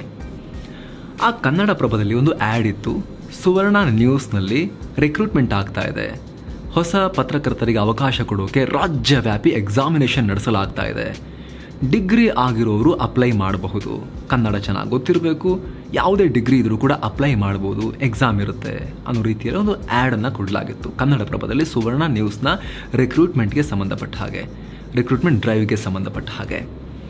ಆಗ HR ರಂಗನಾಥ್ ಅವರು ಸುವರ್ಣ ಟಿವಿಯಲ್ಲಿದ್ದರು. ಆವಾಗ ಕನ್ನಡ ಪ್ರಭ ಮತ್ತು ಸುವರ್ಣ ಎಲ್ಲ ಒಂದೇ ಗ್ರೂಪ್ ಆಗಿತ್ತು. ಹಾಗಾಗಿ ಆ ಸುವರ್ಣ ನ್ಯೂಸ್ನ ಜಾಬ್ ಆ್ಯಡ್ ಕನ್ನಡ ಪ್ರಭ ಪೇಪರ್ನಲ್ಲೂ ಕೂಡ ಬಂದಿತ್ತು. ಲಕ್ಕಿಲಿ ಆ ದಿನ ಕನ್ನಡ ಪ್ರಭ ನಮ್ಮ ಮನೆಗೆ ಬಂದ ಕಾರಣ ನನಗೂ ಕೂಡ ಆ ಜಾಹೀರಾತು ನೋಡೋಕೆ ಅವಕಾಶ ಆಯಿತು. ಆಗ ಓಕೆ ಹೇಳಿದಾರಲ್ಲ, ಡಿಗ್ರಿ ಆಗಿದ್ರೆ ಸಾಕು, ಯಾವುದೇ ಡಿಗ್ರಿ ಆಗಿದ್ರೂ ಕೂಡ ಅಪ್ಲೈ ಮಾಡ್ಬೋದು ಅಂತ. ನಾನು ಕೂಡ 6ನೇ ಸೆಮಿಸ್ಟ್ರಲ್ಲಿದ್ದೀನಿ, ಅಪ್ಲೈ ಮಾಡೋಣ ಅಂತ ನಾನು ಕೂಡ ಅಪ್ಲೈ ಮಾಡಿದ್ದೆ. ಇದು 2010-11 ಸಮಯ ಸ್ನೇಹಿತರೆ, 2011 ಎಕ್ಸಾಕ್ಟ್ಲಿ ಅಪ್ಲೈ ಮಾಡಿದ್ದೆ ನಾನು. ಅಪ್ಲೈ ಮಾಡಿದ್ದು ಕೂಡ ಹೇಗೆ, ಇವಾಗಿನ ಥರ ನಾವು ಸೀದಾ PDF ರೆಸ್ಯೂಮ್ನ ಇಮೇಲ್ ಮಾಡಿ ಆ ಥರ ನಾನು ಮಾಡಿರಲಿಲ್ಲ. ಅಡ್ರೆಸ್ ಕೂಡ ಕೊಟ್ಟಿದ್ರಲ್ಲ, ಇಮೇಲ್ ಕೂಡ ಮಾಡೋಕ್ಕೆ ಅವಕಾಶ ಇತ್ತು. ಬಟ್ ಅದಕ್ಕೆ ಸೈಬರ್ಗೆಲ್ಲ ಹೋಗಿ, ಟೌನಿಗೆ ಹೋಗಿ ಸೈಬರಲ್ಲಿ ಹೋಗಿ ಮಾಡಬೇಕು, ಸುಮ್ಮನೆ ರಗಳೆ ಅಂತ ಹೇಳಿ ನಾನು ಏನು ಮಾಡಿದ್ದೆ, ಹೇಗೂ ₹5 ಒಂದು ಕವರ್ ಇತ್ತು ಮನೇಲಿ, ಬೇರೆ ಯಾವುದೋ ಉದ್ದೇಶಕ್ಕೆ ತಂದಿದ್ದು, ಅಡ್ರೆಸ್ ಕೂಡ ಬರೆದಾಗಿತ್ತು ಅದರಲ್ಲಿ. ಆ ಅಡ್ರೆಸ್ಸನ್ನು ಕಾಟ್ ಮಾಡಿ ಅದ್ರ ಮೇಲೆ ವೈಟ್ ಪೇಪರ್ ಅಂಟಿಸಿ ಸುವರ್ಣ ನ್ಯೂಸ್ ಕಚೇರಿಯ ಅಡ್ರೆಸ್ಸನ್ನು ಅದ್ರ ಮೇಲೆ ಬರೆದು ವೈಟ್ ಪೇಪರ್ ಮೇಲೆ ಒಂದು ವೈಟ್ ಶೀಟ್ನಲ್ಲಿ ಕೈಯಲ್ಲಿ ಪೆನ್ನಲ್ಲಿ ರೆಸ್ಯೂಮನ್ನು ಬರೆದು ನಾನು ಆ ₹5 ಕವರಲ್ಲಿಟ್ಟು ನಮ್ಮ ತಂದೆ ಕೊಟ್ಟಿದ್ದೆ. ಟೌನ್ಗೆ ಹೋದಾಗ ಅದನ್ನು ಪೋಸ್ಟ್ ಬಾಕ್ಸಿಗೆ ಹಾಕಿ ಅಂತ. ಅವರು ಅದನ್ನು ತಗೊಂಡು ಹೋಗಿ ಪೋಸ್ಟ್ ಬಾಕ್ಸಿಗೆ ಹಾಕಿದರು. ಅದಾದ ಬಳಿಕ ನನಗೆ ಮರೆತು ಕೂಡ ಹೋಗಿತ್ತು, ಸುಮ್ಮನೆ ಅಪ್ಲೈ ಮಾಡಿದ್ದೆ ಅಷ್ಟೇ. ಅದು ಮೋಸ್ಟ್ಲಿ ನನ್ನ ಮೊದಲ ಜಾಬ್ ಅಪ್ಲಿಕೇಶನ್ ಅನಿಸುತ್ತೆ. ಅದು ರೀಚ್ ಆಗಿದೆ. ಆಲ್ಮೋಸ್ಟ್ 1 ತಿಂಗಳ ಬಳಿಕ ನನಗೆ ಕಾಲ್ ಬಂತು, ನೀವು ಅರ್ಜಿ ಹಾಕಿದ್ರಲ್ಲ ಚಿಕ್ಕಮಗಳೂರಲ್ಲಿ, ನಮ್ಮ ಊರಿಂದ ಚಿಕ್ಕಮಗಳೂರು ಸುಮಾರು 3 ಗಂಟೆಗಳ ಜರ್ನಿ ಆಗುತ್ತೆ. ಸೊ ಚಿಕ್ಕಮಗಳೂರು ನಗರದಲ್ಲಿ ಅಲ್ಲಿ ಎಕ್ಸಾಮ್ ಇರುತ್ತೆ, ಇಂತಿಂಥ ದಿನ ಇರುತ್ತೆ ಅಂಥೇಳಿ ಒಂದು ಕಾಲ್ ಬಂತು ಸುವರ್ಣ ನ್ಯೂಸ್ನ ಆಫೀಸ್ನಿಂದ. ಸರಿ ಅಂಥೇಳಿ ಹೋಗೋಣ ಅಂತ ಅಂದ್ಕೊಂಡೆ ನಾನು. ಬಟ್ ಅಲ್ಲಿವರೆಗೂ ಹೋಗಬೇಕಾ, ನಮಗೆ ಈ ಜಾಬ್ ಸಿಗುತ್ತಾ ನೋಡೋಣ ಅನ್ನೋ ಲೆಕ್ಕಾಚಾರದಲ್ಲೇ ಇದ್ದೆ ನಾನು. ನಮ್ಮ ತಾಯಿಗೂ ಕೂಡ ಹೇಳಿದೆ, ಈ ರೀತಿ ಕಾಲ್ ಬಂದಿದೆ, ಬೆಳಗ್ಗೆ 4 ಗಂಟೆಗೆ ಹೊರಡಬೇಕಾಗತ್ತೆ ನಮ್ಮ ಊರಿಂದ, ನಮ್ಮ ಕೊಪ್ಪ ತಾಲೂಕಿಂದ 4 ಗಂಟೆಗೆಲ್ಲ ಹೊರಡಬೇಕಾಗತ್ತೆ, ಅಲ್ಲಿ ರೀಚ್ ಆಗಿ ಎಕ್ಸಾಮ್ ಟೈಮಿಗೆ ಕರೆಕ್ಟಾಗಿ ಅಲ್ಲಿ ತಲುಪಬೇಕು ಅಂತ ಹೇಳಿದ್ರೆ ಅಂತ ನಾನು ಹೇಳಿದೆ. ಆಯಿತು ಹೋಗು ಅಂತ ನಮ್ಮ ಮನೇಲೂ ಕೂಡ ಹೇಳಿದ್ರು. ಬಟ್ ಎಕ್ಸಾಮಿಗೆ ಹೋಗೋ ದಿನ ನಾನು ಎದ್ದೇ ಇರಲಿಲ್ಲ, ಮಲಗಿಬಿಟ್ಟಿದ್ದೆ ನಾನು. ಸೊ ನಮ್ಮಮ್ಮ ಎಬ್ಸಿದ್ರು, ನಾನು ನೋಡಿದೆ, ಟೈಮ್ ನೋಡಿದೆ, 4:45 ಆಗೋಗ್ಬಿಟ್ಟಿತ್ತು. ಟೈಮ್ ಆಯಿತು, ಬೇಡ ಬಿಡಿ, ನಂಗೆ ನಿದ್ದೆ ಬೇರೆ ಬರ್ತಾ ಇದೆ ಅಂತ ಹೇಳಿ ನಾನು ಮಲ್ಕೊಂಡೇ ಇದೆ. ಬಟ್ ನಮ್ಮಮ್ಮ ಬಿಡಲಿಲ್ಲ, ಹೋಗು ಅಂತ ಎಬ್ಸಿ ಅವತ್ತು ಕಳಿಸಿದ್ರು. ಅವ್ರು ಕಳಿಸಿದ್ರು ಸರಿ, ಆದರೆ ಬಸ್ ಹಿಡಿಯೋಕೆ ಹೋಗೋಕ್ಕೆ ಮತ್ತೆ 3 ಕಿಲೋಮೀಟರ್ ನಡಿಬೇಕಾಗಿತ್ತು. ನಮ್ಮೂರಿಂದ ಅಷ್ಟೊತ್ತಿಗೆ ಯಾವುದೇ ಬಸ್ ಇಲ್ಲ, ನಮ್ಮ ಮನೇಲಿ ಆಗ ಯಾವುದೇ ವಾಹನ ಕೂಡ ಇರಲಿಲ್ಲ. ಸೊ ನಡ್ಕೊಂಡು ಹೋಗಬೇಕಾಗಿತ್ತು ಬಸ್ ಸಿಗೋ ಜಾಗಕ್ಕೆ. ನಮ್ಮ ಹಳ್ಳಿಯಿಂದ ಕೊಪ್ಪ ಟೌನ್ಗೆ ನಡ್ಕೊಂಡು ಹೋಗಬೇಕಾಗಿತ್ತು ಸುಮಾರು 3 ಕಿಲೋಮೀಟ್ರು. ನಾನು ನಡ್ಕೊಂಡೇ ಹೋದೆ. ಅರ್ಧ ದಾರಿ ಇನ್ನೇನು ಬಸ್ ಹತ್ತಬೇಕು, ಇನ್ನೊಂದು 200-300 ಮೀಟ್ರ್ ಹೋದರೆ ಬಸ್ ಸ್ಟಾಪ್. ಅಷ್ಟರಲ್ಲಿ ಸರಿಯಾಗಿ ಮಳೆ ಬರಬೇಕಾ, ಜೋರು ಮಳೆ, ಪೂರ್ತಿ ನೆನ್ಕೊಂಡೇ ಓಡಿ ಹೋಗಿ ನಾನು ಆ ಬಸ್ಸನ್ನು ಅವತ್ತು ಹತ್ತಿದೆ. KSRTC ಕೆಂಪು ಬಸ್. ಅದನ್ನು ಹತ್ಕೊಂಡು ಚಿಕ್ಕಮಗಳೂರಿಗೆ ರೀಚ್ ಆಗಿ ನಾನು ಅವತ್ತು ಎಕ್ಸಾಮ್ ಬರೆದೆ. ಸುಮಾರು 30-40 ಜನ ಎಕ್ಸಾಮ್ ಬರೆದಿದ್ರು. ಪೇಪರ್ ನನಗೆ ಬಹಳ ಕಷ್ಟ ಅನಿಸ್ಲಿಲ್ಲ, ಈಸಿ ಅಂತ ಅನಿಸಿತ್ತು. ನೀನು ಭಾಳ ಹೋಪ್ ಇರಲಿಲ್ಲ, ಆದರೆ ಪೇಪರ್ ನೋಡಿ ಬರೆದ ಮೇಲೆ ಓಕೆ ಈ ರೀತಿದು ಕೇಳ್ತಾರೆ, ಚೆನ್ನಾಗಿ ಬರೆದಿದ್ದೀನಿ ಅನ್ನೋ ಕಾನ್ಫಿಡೆನ್ಸ್ ಇತ್ತು. ಆದರೆ ಆ ಟೆಸ್ಟ್ ಮುಗಿಸಿ ಹೊರಗೆ ಬಂದ ಬಳಿಕ ಅವತ್ತು ಸುವರ್ಣ ನ್ಯೂಸ್ನಲ್ಲಿ ಕಿರಣ್ನವ್ರು ರಿಪೋರ್ಟರ್ ಆಗಿದ್ದರು, ಅಲ್ಲಿ ಚಿಕ್ಕಮಗಳೂರಿನ ವರದಿಗಾರರಾಗಿದ್ದರು. ಅವರು ಅಲ್ಲಿ ನನಗೆ ನೆನಪಿರೋ ಪ್ರಕಾರ MES ಕಾಲೇಜ್ ಚಿಕ್ಕಮಗಳೂರದು, ಅಲ್ಲಿ ಒಂದು ಕ್ಲಾಸ್ ರೂಮಲ್ಲಿ ಈ ಟೆಸ್ಟನ್ನು ಕಂಡಕ್ಟ್ ಮಾಡಿದರು. ಅದನ್ನು ಮುಗಿಸಿ ಹೊರಗೆ ಬಂದಾಗ ಅಲ್ಲಿ ಎಕ್ಸಾಮ್ ಬರೆದವರೆಲ್ಲ ಹೊರಗಡೆ ಬಂದಿದ್ರಲ್ಲ, ಅವರು ಅದು ಬರೆದ್ಯಾ ಇದು ಬರೆದ್ಯಾ ಹೇಗಿತ್ತು ಅಂತೆಲ್ಲ ಮಾತಾಡ್ಕೊಳ್ತಿದ್ದಾಗ ಅಲ್ಲಿ ನೋಡಿದ್ರೆ ಎಲ್ಲರೂ ಕೂಡ ಜರ್ನಲಿಸಮ್ನಲ್ಲಿ ಮಾಸ್ಟರ್ ಡಿಗ್ರಿ ಮಾಡಿದವರು, ಜರ್ನಲಿಸಮ್ ಲೆಕ್ಚರರ್ಗಳೆಲ್ಲ ಬಂದು ಬರೆದಿದ್ರು. ನಾನು ಇನ್ನೂ ಕೂಡ ಜರ್ನಲಿಸಮ್ ಬ್ಯಾಕ್ಗ್ರೌಂಡೇ ಇಲ್ಲ, ಆ ರೀತಿ ಯೋಚನೆ ಕೂಡ ಇಲ್ಲ. ನಂದು ಪೊಲಿಟಿಕಲ್ ಸೈನ್ಸ್ನಲ್ಲಿ ಬ್ಯಾಚುಲರ್ ಡಿಗ್ರಿ ಮಾಡ್ತಾ ಇದ್ದವು ನಾನು. ಸೊ ಟೆಸ್ಟ್ನಲ್ಲಿ ಹೋಪ್ ಮೇಲಕ್ಕೆ ಹೋಗಿದ್ದು, ಅವರೆಲ್ಲ ಬಂದಿದ್ದಾರೆ ಅಂತ ಗೊತ್ತಾದ ತಕ್ಷಣ ಸ್ವಲ್ಪ ಡೌನ್ ಕೂಡ ಆಯಿತು, ಇವ್ರನ್ನೆಲ್ಲ ಮೀರಿಸಿ ನನಗೆ ಸಿಗುತ್ತಾ ಅಂಥೇಳಿ. ಬಟ್ ನಾನು ಬರೆದಿದ್ದೆ, ನಾನು ವಾಪಸ್ ನಮ್ಮ ಊರಿಗೆ ಬಂದೆ. ಅದಾಗಿ 1.5-2 ತಿಂಗಳು ಕಳೆದ ಬಳಿಕ ನಾನೊಂದು ಯಾವುದೋ ಫಂಕ್ಷನಲ್ಲಿದ್ದಾಗ ನನಗೆ ಕಾಲ್ ಬಂತು, ನೀವು ಟೆಸ್ಟಲ್ಲಿ ಪಾಸ್ ಆಗಿದ್ದೀರಿ, ಬೆಂಗಳೂರಿಗೆ ಇಂಟರ್ವ್ಯೂಗೆ ಬರಬೇಕು ಬನ್ನಿ ಅಂತ ಬಂತು. ನೋಡಿ ಸ್ನೇಹಿತರೆ, HR ರಂಗನಾಥ್ ಸರ್ ದೂರದೃಷ್ಟಿ ನೋಡಿ ನೀವು. ಯಾರು ಮಾಡ್ತಾರೆ, ಇಡೀ ರಾಜ್ಯವ್ಯಾಪಿ ಎಲ್ಲ ಜಿಲ್ಲೆಗಳ ಹಳ್ಳಿಯವ್ರಿಗೂ ಕೂಡ ಅವಕಾಶ ಕೊಡೋ ರೀತಿಯಲ್ಲಿ ಒಂದು ಎಕ್ಸಾಮಿನೇಷನ್ನ ಯಾರು ಕಂಡಕ್ಟ್ ಮಾಡ್ತಾರೆ? ನನಗೆ ಗೊತ್ತಿರೋ ಪ್ರಕಾರ ಅದೇ ಮೊದಲು ಅದೇ ಲಾಸ್ಟ್, ಆಮೇಲೆ ಆ ರೀತಿ ಎಕ್ಸಾಮಿನೇಷನ್ ನಡೆದಿಲ್ಲ. ಅವ್ರು ಮಾಡಿದ್ರು, ಬೆಂಗಳೂರಿಗೆ ಇಂಟರ್ವ್ಯೂ ಕರೆದ್ರು. ಟೆಸ್ಟಲ್ಲಿ ಪಾಸ್ ಆದವರನ್ನ ಚಿಕ್ಕಮಗಳೂರಿಂದ ಬಂದಿದ್ದಂಥ ಏಕೈಕ ವ್ಯಕ್ತಿ ನಾನಾಗಿದ್ದೆ. ಅವಾಗ ಒಂದು 50-60 ಜನ ಬಂದಿದ್ದರು. ಸುವರ್ಣ ನ್ಯೂಸ್ನ ಆಫೀಸ್ ಆಗ ಬೆಂಗಳೂರಿನ ಇನ್ಫೆಂಟ್ರಿ ರೋಡ್ನಲ್ಲಿತ್ತು. ಬೆಂಗಳೂರು ಪೊಲೀಸ್ ಕಮಿಷನರ್ ಆಫೀಸ್ನ ಆಪೋಸಿಟ್ ಸೈಡ್ ಇದ್ದಂಥ ಎಂಬಸಿ ಸ್ಕ್ವೇರ್ ಅನ್ನೋ ಬಿಲ್ಡಿಂಗ್ ಇದೆ, ಅಲ್ಲಿ ಸುವರ್ಣ ನ್ಯೂಸ್ನ ಆಫೀಸ್ ಆಗ ಇತ್ತು. ನಾವಲ್ಲಿ ಬಂದ್ವಿ, ಒಂದು 50-60 ಜನ ಬಂದಿದ್ವಿ. ನಮಗಲ್ಲಿ ಮತ್ತೆ ಹಲವಾರು ರೀತಿಯ ಟೆಸ್ಟ್ಗಳನ್ನ ಮಾಡಲಾಯಿತು. ಅದರಲ್ಲಿ ಒಂದು ರೀತಿಯ ಟೆಸ್ಟ್ ಏನು ಅಂದರೆ, ನ್ಯೂಸ್ ಪೇಪರ್ ಕೊಟ್ಟು ಓದ್ಕೊಳ್ಳಿ ಅಂತ ಬಿಟ್ಟು ಹೋಗಿದ್ರು. ಸಡನ್ನಾಗಿ ಬಂದು ಎಲ್ಲ ಪೇಪರ್ ಇಸ್ಕೊಂಡು ಇಷ್ಟು ಅಂಕ ಏನು ಓದ್ರಿ, ಕ್ಯಾಮರಾ ಮುಂದೆ ಹೇಳಿ ಅಂತ ಹೇಳಿದರು. ಆ ಸಂದರ್ಭದಲ್ಲಿ ನಾನು ಈ ಇಸ್ರೋಸ್ ಮತ್ತು ದೆವಾಸ್ ಸ್ಕ್ಯಾಮ್ ಬಗ್ಗೆ ನಾನು ಆವಾಗಷ್ಟೇ ಪೇಪರ್ ಕೊಟ್ಟಿದ್ರಲ್ಲ ಅದು ಓದಿದ್ದೆ. ಅದನ್ನೇ ನಾನು ಕ್ಯಾಮರಾ ಮುಂದೆ ಹೇಳಿದ್ದೆ, ಹೋಪ್ಲೆಸ್ ಆಗಿ ನಾನು ಹೇಳಿದ್ದೆ. ನಾನಂತಲ್ಲ, ಬಹುತೇಕ ಎಲ್ಲರೂ ಕೂಡ ಅವತ್ತು ಅವರಿಗೆ ತೋಚಿದ ರೀತಿಯಲ್ಲಿ ಆ ಟೆಸ್ಟ್ಗಳನ್ನೆಲ್ಲ ಅಟೆಂಡ್ ಮಾಡಿದರು. ಅದಾದ ಮೇಲೂ ಕೂಡ 1 ತಿಂಗಳು ಕಳೆದ ಬಳಿಕ ನಮಗೆ ಕಾಲ್ ಬಂತು, ನೀವು ಸೆಲೆಕ್ಟ್ ಆಗಿದ್ದೀರಿ, ಬನ್ನಿ ಜಾಬ್ಗೆ ಅಂತ. ಆಗ ಆ ಖುಷಿಗೆ ಯಾವುದೇ ಲಿಮಿಟೇ ಇರಲಿಲ್ಲ, ಯಾವುದೇ ಅಂಕೆನೇ ಇರಲಿಲ್ಲ. ಅಷ್ಟು ಸಂತೋಷ ಆಗಿತ್ತು. ಏನೋ ಒಂದು ಮೀಡಿಯಾ ಹೌಸ್ನಲ್ಲಿ, ಒಂದು ನ್ಯೂಸ್ ಚಾನಲ್ನಲ್ಲಿ, ಒಂದು ಕನ್ನಡದ ಟಾಪ್ ಚಾನಲ್ಗಳ ಪಟ್ಟಿಯಲ್ಲಿ ಬರೋ ಚಾನಲ್ನಲ್ಲಿ ಜಾಬ್ ಸಿಗ್ತಾ ಇದೆಯಾ ನನಗೆ, ಅದು ಕೂಡ ಏನು ಬ್ಯಾಕ್ಗ್ರೌಂಡ್ ಇಲ್ಲದೆ ಸಿಗ್ತಾ ಇದೆಯಾ, ಯಾರ ಸಪೋರ್ಟ್ ಕೂಡ ಇಲ್ಲದೆ ಸಿಗ್ತಾ ಇದೆಯಾ ಅನ್ನೋದು ಆಶ್ಚರ್ಯ ಕಾರಣ ಆಗಿತ್ತು. ಅದಕ್ಕೆ HR ರಂಗನಾಥ್ ಅವರು ಕಾರಣ ಆಗಿದ್ರು, ಅವರ ದೂರದೃಷ್ಟಿ ಕಾರಣ ಆಗಿತ್ತು, ಅಥವಾ ಅವರು ಕೈಗೊಂಡ ಆ ನಿಷ್ಪಕ್ಷಪಾತ ಹಾಗೂ ಪಾರದರ್ಶಕ ಆ ರಿಕ್ರೂಟ್ಮೆಂಟ್ ಪ್ರೊಸೆಸ್ ಕಾರಣ ಆಗಿತ್ತು. ಟೋಟಲ್ ಸ್ನೇಹಿತರೆ, ಇಡೀ ಕರ್ನಾಟಕದಾದ್ಯಂತ ಸಾವಿರಾರು ಜನ, ನನಗೆ ಅಲ್ಲಿ ಸಿಬ್ಬಂದಿ ಹೇಳಿದ ಪ್ರಕಾರ ಒಂದು 3,000 ಜನ ಎಕ್ಸಾಮ್ ಬರೆದಿದ್ರಂತೆ ಇಡೀ ಸ್ಟೇಟಿಂದ. ಅದರಲ್ಲಿ ಒಂದು 50 ಜನ ಇಂಟರ್ವ್ಯೂಗೆ ಆಯ್ಕೆ ಆಗಿದ್ದು, ಅದರಲ್ಲಿ ಒಂದು 6 ಜನಕ್ಕೆ ಅವಕಾಶವನ್ನು ಕೊಟ್ಟರು. ಎಡಿಟೋರಿಯಲ್ ಟ್ರೈನಿಗಳು ಅಂತ ನಮ್ಮನ್ನು ತಗೊಂಡ್ರು ಜಾಬ್ಗೆ. ಬರವಣಿಗೆ ನಮ್ಮ ಪ್ರಮುಖ ಕರ್ತವ್ಯ ಆಗಿತ್ತು ಆ ಸಂದರ್ಭದಲ್ಲಿ. ಅದಕ್ಕಿಂತ ಮುಂಚೆ ಇನ್ನೊಂದು ಮಾತು ಹೇಳಬೇಕು, ಒಂದು ವಿಚಾರ ಮಿಸ್ ಆಯಿತು ಇಲ್ಲಿ. ಬೇರೆ ಬೇರೆ ಟೆಸ್ಟ್ ಎಲ್ಲ ಕೊಟ್ಟರು ಅಂತ ಹೇಳಿದ್ವಲ್ಲ, ಅದಾದಮೇಲೆ ಇಂಟರ್ವ್ಯೂ ಇತ್ತು. ಇಂಟರ್ವ್ಯೂಗೆ ಹೋದಾಗ ನನಗೆ ಆ ಚೇಂಬರ್ ನೋಡಿ, ಆ ಇಂಟರ್ವ್ಯೂ ಮಾಡ್ತಿದ್ದಂತಹ ಆ ಅಟ್ಮಾಸ್ಫಿಯರ್ ನೋಡಿ, ಆ ಕಾನ್ಫರೆನ್ಸ್ ಹಾಲ್ ನೋಡಿ, ಒಂದು ರೀತಿ IAS ಇಂಟರ್ವ್ಯೂಗೆ ಬಂದಿದ್ದೆ ಅನ್ನೋ ರೀತಿ ಭಯ ಆಗಿತ್ತು. ಎಲ್ಲ ಘಟಾನುಘಟಿಗಳು, HR ರಂಗನಾಥ್ ಸರ್ ಅವರು, ಜೋಗಿ ಸರ್, ಅದ್ಭುತ ಬರಹಗಾರರಾಗಿರುವಂಥ ಜೋಗಿ ಸರ್, ಹಾಗೆ ಉದಯ್ ಮರಕಿಣಿಯವರು, ಹಮೀದ್ ಪಾಳ್ಯ, ಈ ರೀತಿ ಘಟಾನುಘಟಿಗಳು, ಹೆಡ್ ಆಫ್ ದಿ ಡಿಪಾರ್ಟ್ಮೆಂಟ್ಸ್ ಎಲ್ಲರೂ ಕೂಡ ಆ ಕಾನ್ಫರೆನ್ಸ್ ಹಾಲ್ನಲ್ಲಿದ್ದರು. ಇಂಟರ್ವ್ಯೂ ಮಾಡೋಕ್ಕೆ ಕುಳಿತುಕೊಂಡಿದ್ರು. ನಾನು ಆ ಚೇಂಬರ್ ಒಳಗೆ ಹೋದಾಗ ಮಾತೇ ಹೊರಡ್ತಾ ಇರಲಿಲ್ಲ. ಮೊದಲ ಬಾರಿಗೆ HR ರಂಗನಾಥ್ ಅವ್ರನ್ನ ಮುಖತಃ ನಾನು ನೋಡ್ತಾ ಇದ್ದೆ. ಅದಕ್ಕಿಂತ ಹಿಂದೆ ಒಂದು ಸಲ ಅವ್ರ ಹತ್ರ ಮಾತಾಡಿದ್ದೆ ನಾನು ನನ್ನ ಡಿಗ್ರಿ ಟೈಮ್ನಲ್ಲಿ. ಅವರೊಂದು ಈ ಪಬ್ಲಿಕ್ ವಾಯ್ಸ್ ಅಂತೇನೋ ಒಂದು ಕಾರ್ಯಕ್ರಮ ನಡೆಸ್ತಾ ಇದ್ರು ಸುವರ್ಣ ನ್ಯೂಸ್ನಲ್ಲಿ. ಅದರಲ್ಲಿ ಒಬ್ಬ ವೀಕ್ಷಕನಾಗಿ ಕಾಲ್ ಮಾಡಿ ನಾನು ಮಾತಾಡಿದ್ದೆ. ಅದು ಬಿಟ್ಟರೆ ನಾನು ಅವ್ರನ್ನ ಯಾವತ್ತೂ ಮುಖತಃ ನೋಡಿರಲಿಲ್ಲ. ಅವ್ರನ್ನ ಮುಖತಃ ನೋಡಿ ನನಗೆ ಒಂದು ರೀತಿ ಮೂಕ ವಿಸ್ಮಿತನಾದೆ, ವಾಯ್ಸೇ ಹೊರಡ್ತಾ ಇರಲಿಲ್ಲ. ಅವ್ರಿಗೆ ಗೊತ್ತಾಯಿತು ನಾನು ತುಂಬ ಭಯಪಟ್ಟಿದ್ದೀನಿ ಅಂಥೇಳಿ. ಕರೆದು ಕೂತ್ಕೋ ಅಂತ ಹೇಳಿದ್ರು. ನಾನು ಕೂತ್ಕೊಂಡೆ. ಏನಪ್ಪ ಎಕ್ಸಾಮ್ ಭಾಳ ಈಸಿ ಇತ್ತಾ ಅಂತ ಹೇಳಿದ್ರು. ಹಾಂ ಸರ್, ಈಸಿ ಇತ್ತು ಅಂತ ಹೇಳಿದೆ ನಾನು. ಎಕ್ಸಾಮ್ ಪೇಪರ್ ಚಿಕ್ಕಮಗಳೂರಲ್ಲಿ ನಾನು ಬರೆದಿದ್ದ ಎಕ್ಸಾಮ್ ಪೇಪರ್ ಅವ್ರ ಕೈಯಲ್ಲಿತ್ತು ಆವಾಗ.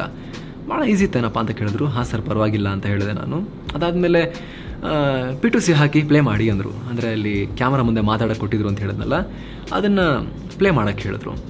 ಅದನ್ನು ಅಲ್ಲಿ ದೊಡ್ಡ ಸ್ಕ್ರೀನ್ನಲ್ಲಿ ಪ್ಲೇ ಮಾಡಿದ್ರು. ಎಲ್ಲರೂ ನೋಡಿದ್ರು. ನಾನು ಮಣ ಅಂತ ಮಂತ್ರ ಹೇಳ್ದಂಗೆ ಹೇಳಿದ್ನಲ್ಲ, ಅದನ್ನು ನೋಡಿಬಿಟ್ಟು ಏನೋ ಹಂಗೆ ಓದಿದ್ಯಾ, ಏನಾರು TP ಏನಾರು ಇತ್ತಾ ಕೇಳಿದ್ರು. TP? ನನಗೆ TP ಅಂದರೆ ಏನಂತಾನೆ ಗೊತ್ತಿರಲಿಲ್ಲ. ಅದನ್ನು ರೆಕಾರ್ಡ್ ಮಾಡಿದಂಥ ಸಿಬ್ಬಂದಿ ಹತ್ರ ಕೂಡ ಕೇಳಿದ್ರು, TP ಏನಾರು ಇತ್ತಾ ಅಂಥೇಳಿ. ಇಲ್ಲ ಅಂತ ಹೇಳಿದ್ರು. ಓಕೆ ಅಂತ ಹೇಳಿದ್ರು. ನನಗೆ ಆಮೇಲೆ ಗೊತ್ತಾಯಿತು, ವೃತ್ತಿಜೀವನ ಆರಂಭಿಸಿದ ಮೇಲೆ TP ಅಂದರೆ ಟೆಲಿಪ್ರಾಂಪ್ಟರ್ ಅಂತ. ಅಂದರೆ ಆ್ಯಂಕರ್ಗಳು ಓದಬೇಕಾದ್ರೆ ಸ್ಕ್ರಿಪ್ಟ್ ಮುಂದೆ ಬರುತ್ತಲ್ಲ, ಅದಕ್ಕೆ TP ಅಂತ ಹೇಳ್ತಾರೆ ಅಂತ. ಬಟ್ ಆ ಕ್ಷಣ ಗೊತ್ತಿರಲಿಲ್ಲ. ಅದಾದಮೇಲೆ ಒಂದಷ್ಟು ಪ್ರಶ್ನೆಗಳನ್ನ ಕೇಳಲಾಯಿತು.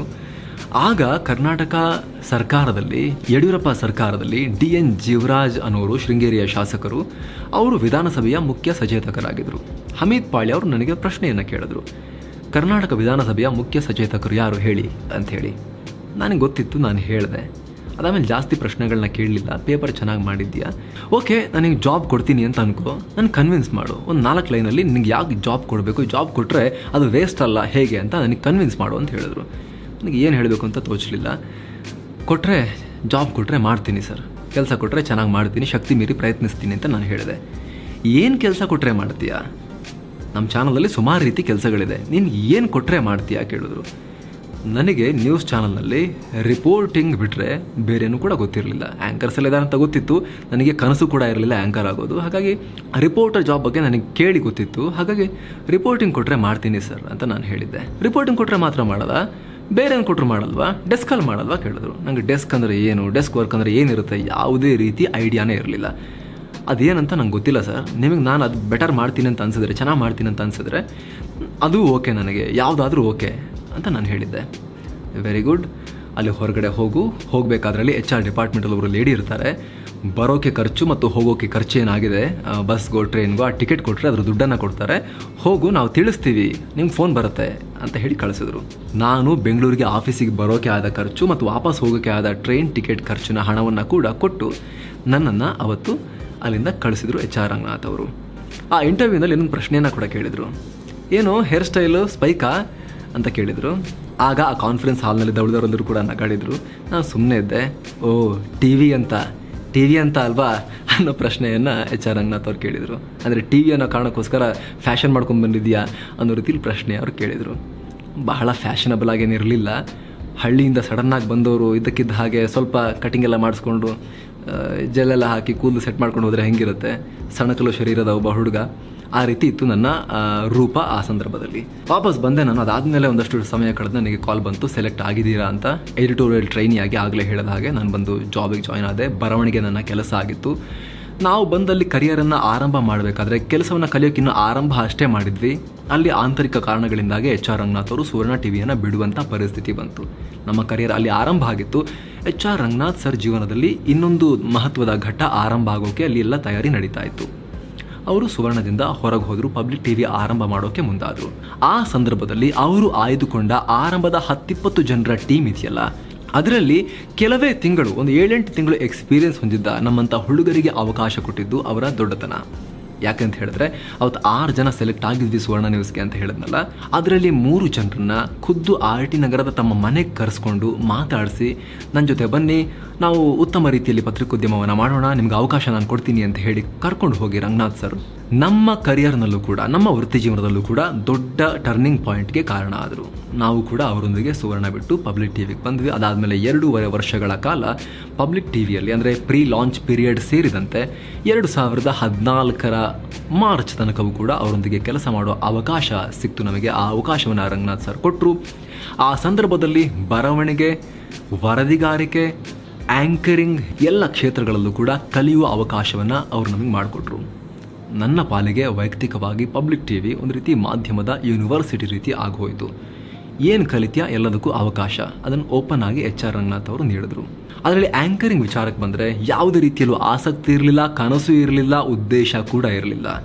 ಆ್ಯಂಕರ್ ಆಗಬೇಕು ಅಂತ ನನಗೆ ಯಾವುದೇ ರೀತಿಯ ಆಸಕ್ತಿನೇ ಇರಲಿಲ್ಲ, ಆ ರೀತಿ ಗುರಿಗಳೇ ಇರಲಿಲ್ಲ. ಅಲ್ಲಿ ತನಕದ ಜೀವನದಲ್ಲಿ, ಅದು ನನ್ನ ಅಂಗನವಾಡಿಯಿಂದ ಹಿಡಿದು ಡಿಗ್ರಿ ಮುಗಿಯೋ ತನಕ ಯಾವತ್ತೂ ಕೂಡ ವೇದಿಕೆ ಮೇಲೆ ಹೋಗಿ 4 ಅಕ್ಷರ ಮಾತನಾಡಿದ ಅನುಭವ ಕೂಡ ಇರಲಿಲ್ಲ. ಆ ರೀತಿಯ ಒಬ್ಬ ಹುಡುಗ ನಾನು ಆಗಿರಲೇ ಇಲ್ಲ. ಓದೋದು ಬಿಟ್ಟರೆ ಎಕ್ಸ್ಟ್ರಾ ನನ್ನ ಆ್ಯಕ್ಟಿವಿಟಿ ಇದ್ದಿದ್ದು ಬರೀ ಕ್ರಿಕೆಟ್ ಮಾತ್ರ. ಅದು ಬಿಟ್ಟರೆ ಬೇರೆ ಯಾವ ಆ್ಯಕ್ಟಿವಿಟೀಸ್ ಕೂಡ ಇರಲಿಲ್ಲ. ಸಿಕ್ಕಾಪಟ್ಟೆ ಸ್ಟೇಜ್ ಫಿಯರ್ ಇತ್ತು, ಭಯ ಇತ್ತು. ಆದರೆ HR ರಂಗನಾಥ್ ಅವರು ಮಾಡಲೇಬೇಕು ಅಂತ ಒತ್ತಾಯ ಮಾಡಿ ತಳ್ಳಿ ಹಂತ ಹಂತವಾಗಿ ಪ್ರತಿಯೊಂದನ್ನು ಕಲಿತಾ ಬರೋಕೆ ಅವಕಾಶ ಮಾಡಿಕೊಟ್ರು. ಆ ಮೂಲಕ ಆಸಕ್ತಿಯೇ ಇಲ್ಲದಿದ್ದ ಅಥವಾ ಕಾನ್ಫಿಡೆನ್ಸೇ ಇಲ್ಲದಿದ್ದ ಒಂದು ವೃತ್ತಿ ನನ್ನ ಪ್ರಮುಖ ವೃತ್ತಿ ಆಯಿತು ನಂತರದ ದಿನಗಳಲ್ಲಿ. 2014ರ ತನಕ ಅವ್ರ ಜೊತೆ ಕೆಲಸ ಮಾಡಿದಂಥ ಸಂದರ್ಭದಲ್ಲಿ ಅವರು ಪರ್ಸ್ನಲ್ ಲೆವೆಲ್ನಲ್ಲೂ ಕೂಡ ಹಲವಾರು ಬಾರಿ ಸಹಾಯ ಮಾಡಿದ್ದಾರೆ, ಗೈಡ್ ಮಾಡಿದ್ದಾರೆ, ಮಾರ್ಗದರ್ಶನ ಮಾಡಿದ್ದಾರೆ. ಒಂದು ರೀತಿ ತಂದೆಯ ಸ್ಥಾನದಲ್ಲಿ ನಿಂತು ದಾರಿಯನ್ನು ತೋರಿಸಿದ್ದಾರೆ.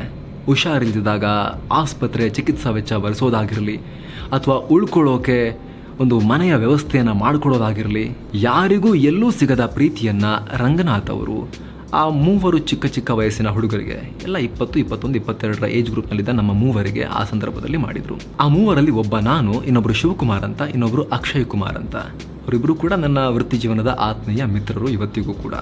ಅದಾದಮೇಲೂ ಕೂಡ 2014ರಲ್ಲಿ TV9 ಸೇರಿ ಅಲ್ಲಿ 6 ವರ್ಷಗಳ ಕಾಲ ಕೆಲಸ ಮಾಡಿ, ಮೇನ್ ಸ್ಟ್ರೀಮ್ ಮೀಡಿಯಾದಲ್ಲಿ 10 ವರ್ಷಗಳ ಕಾಲ ಕೆಲಸ ಮಾಡಿ, ಆಮೇಲೆ ಟೋಟಲ್ ಆಗಿ ಅಂದರೆ ಸುವರ್ಣ, ಪಬ್ಲಿಕ್ ಮತ್ತು TV9 ಎಲ್ಲ ಸೇರಿಸಿದ್ರೆ 10 ವರ್ಷ ಆಗುತ್ತೆ. ಅದೆಲ್ಲ ಸೇರಿ ಅದಾದಮೇಲೆ ಈಗ mastmaga.com ಅನ್ನೋ ಡಿಜಿಟಲ್ ಜರ್ನಲಿಸಮ್ನ ಈ ಸ್ಟಾರ್ಟಪ್ಪನ್ನು ಆರಂಭ ಮಾಡಿ ಇಲ್ಲಿ ತನಕ ನಮ್ಮ ಜರ್ನಿ ಏನಿದೆ, ನನ್ನ ಜರ್ನಿ ಏನಿದೆ, ಅದರಲ್ಲಿ ಮುಖ್ಯ ಪಾತ್ರ ವಹಿಸಿರೋದು ಗೊತ್ತಿದ್ದೋ ಗೊತ್ತಿಲ್ಲದೆಯೋ HR ರಂಗನಾಥ್ ಅವರೇ. ಇವತ್ತಿಗೂ ಕೂಡ ನನ್ನ ಪಾಲಿಗೆ ಅವರು ಪೂಜನೀಯರು. ಅದನ್ನು ಯಾವುದೇ ಅಳುಕಿಲ್ಲದೆ, ಅಂಜಿಕೆ ಇಲ್ಲದೆ, ಮುಚ್ಚುಮರೆ ಇಲ್ಲದೆ ಹೇಳೋಕೆ ನಾನು ಬಯಸ್ತೀನಿ. Thank you so much. ಮುಂದಿನ ಅಧ್ಯಾಯದಲ್ಲಿ ಮತ್ತೊಬ್ಬ ಐಕಾನಿಕ್ ಜರ್ನಲಿಸ್ಟ್ ಸ್ಟೋರಿಯೊಂದಿಗೆ ನಿಮ್ಮ ಮುಂದೆ ಬರ್ತೀವಿ. ನಮಸ್ತೆ. ಪ್ರೀತಿಯ ಸ್ನೇಹಿತರೆ, ನಿಮ್ಮಲ್ಲಿ ಒಂದು ಮನವಿ. ಪತ್ರಿಕೋದ್ಯಮದಲ್ಲಿ ಪಾಸಿಟಿವಿಟಿ ತರುವ ಹಾಗೂ ಪತ್ರಿಕೋದ್ಯಮದ ಆಳ ಅಗಲವನ್ನ ಎಲ್ಲರಿಗೂ ಅರ್ಥ ಮಾಡಿಸುವ ಉದ್ದೇಶವನ್ನ ನಮ್ಮ ಈ ಕೋರ್ಸ್ ಹೊಂದಿದೆ. ಇದನ್ನೀಗ ನೀವು ತಿಳ್ಕೊಳ್ತಿದ್ದೀರಿ. ನಿಮಗೆ ನಮ್ಮ ಶ್ರಮ ಉತ್ತಮವಾಗಿದೆ ಅಂತ ಅನಿಸಿದರೆ ದಯವಿಟ್ಟು ಬೇರೆಯವರಿಗೂ ರೆಕಮೆಂಡ್ ಮಾಡಿ. ಜೊತೆಗೆ ರಿವ್ಯೂ ಸೆಕ್ಷನ್ ಅಲ್ಲಿ ನಿಮ್ಮ ರಿವ್ಯೂ ನೀಡಿ. ಇದು ಮತ್ತಷ್ಟು ಉತ್ತಮ ರೀತಿಯಲ್ಲಿ ಕೆಲಸ ಮಾಡೋಕೆ ನಮ್ಮನ್ನ ಇನ್ಸ್ಪೈರ್ ಮಾಡುತ್ತೆ. ನಮಸ್ಕಾರ, ಧನ್ಯವಾದ.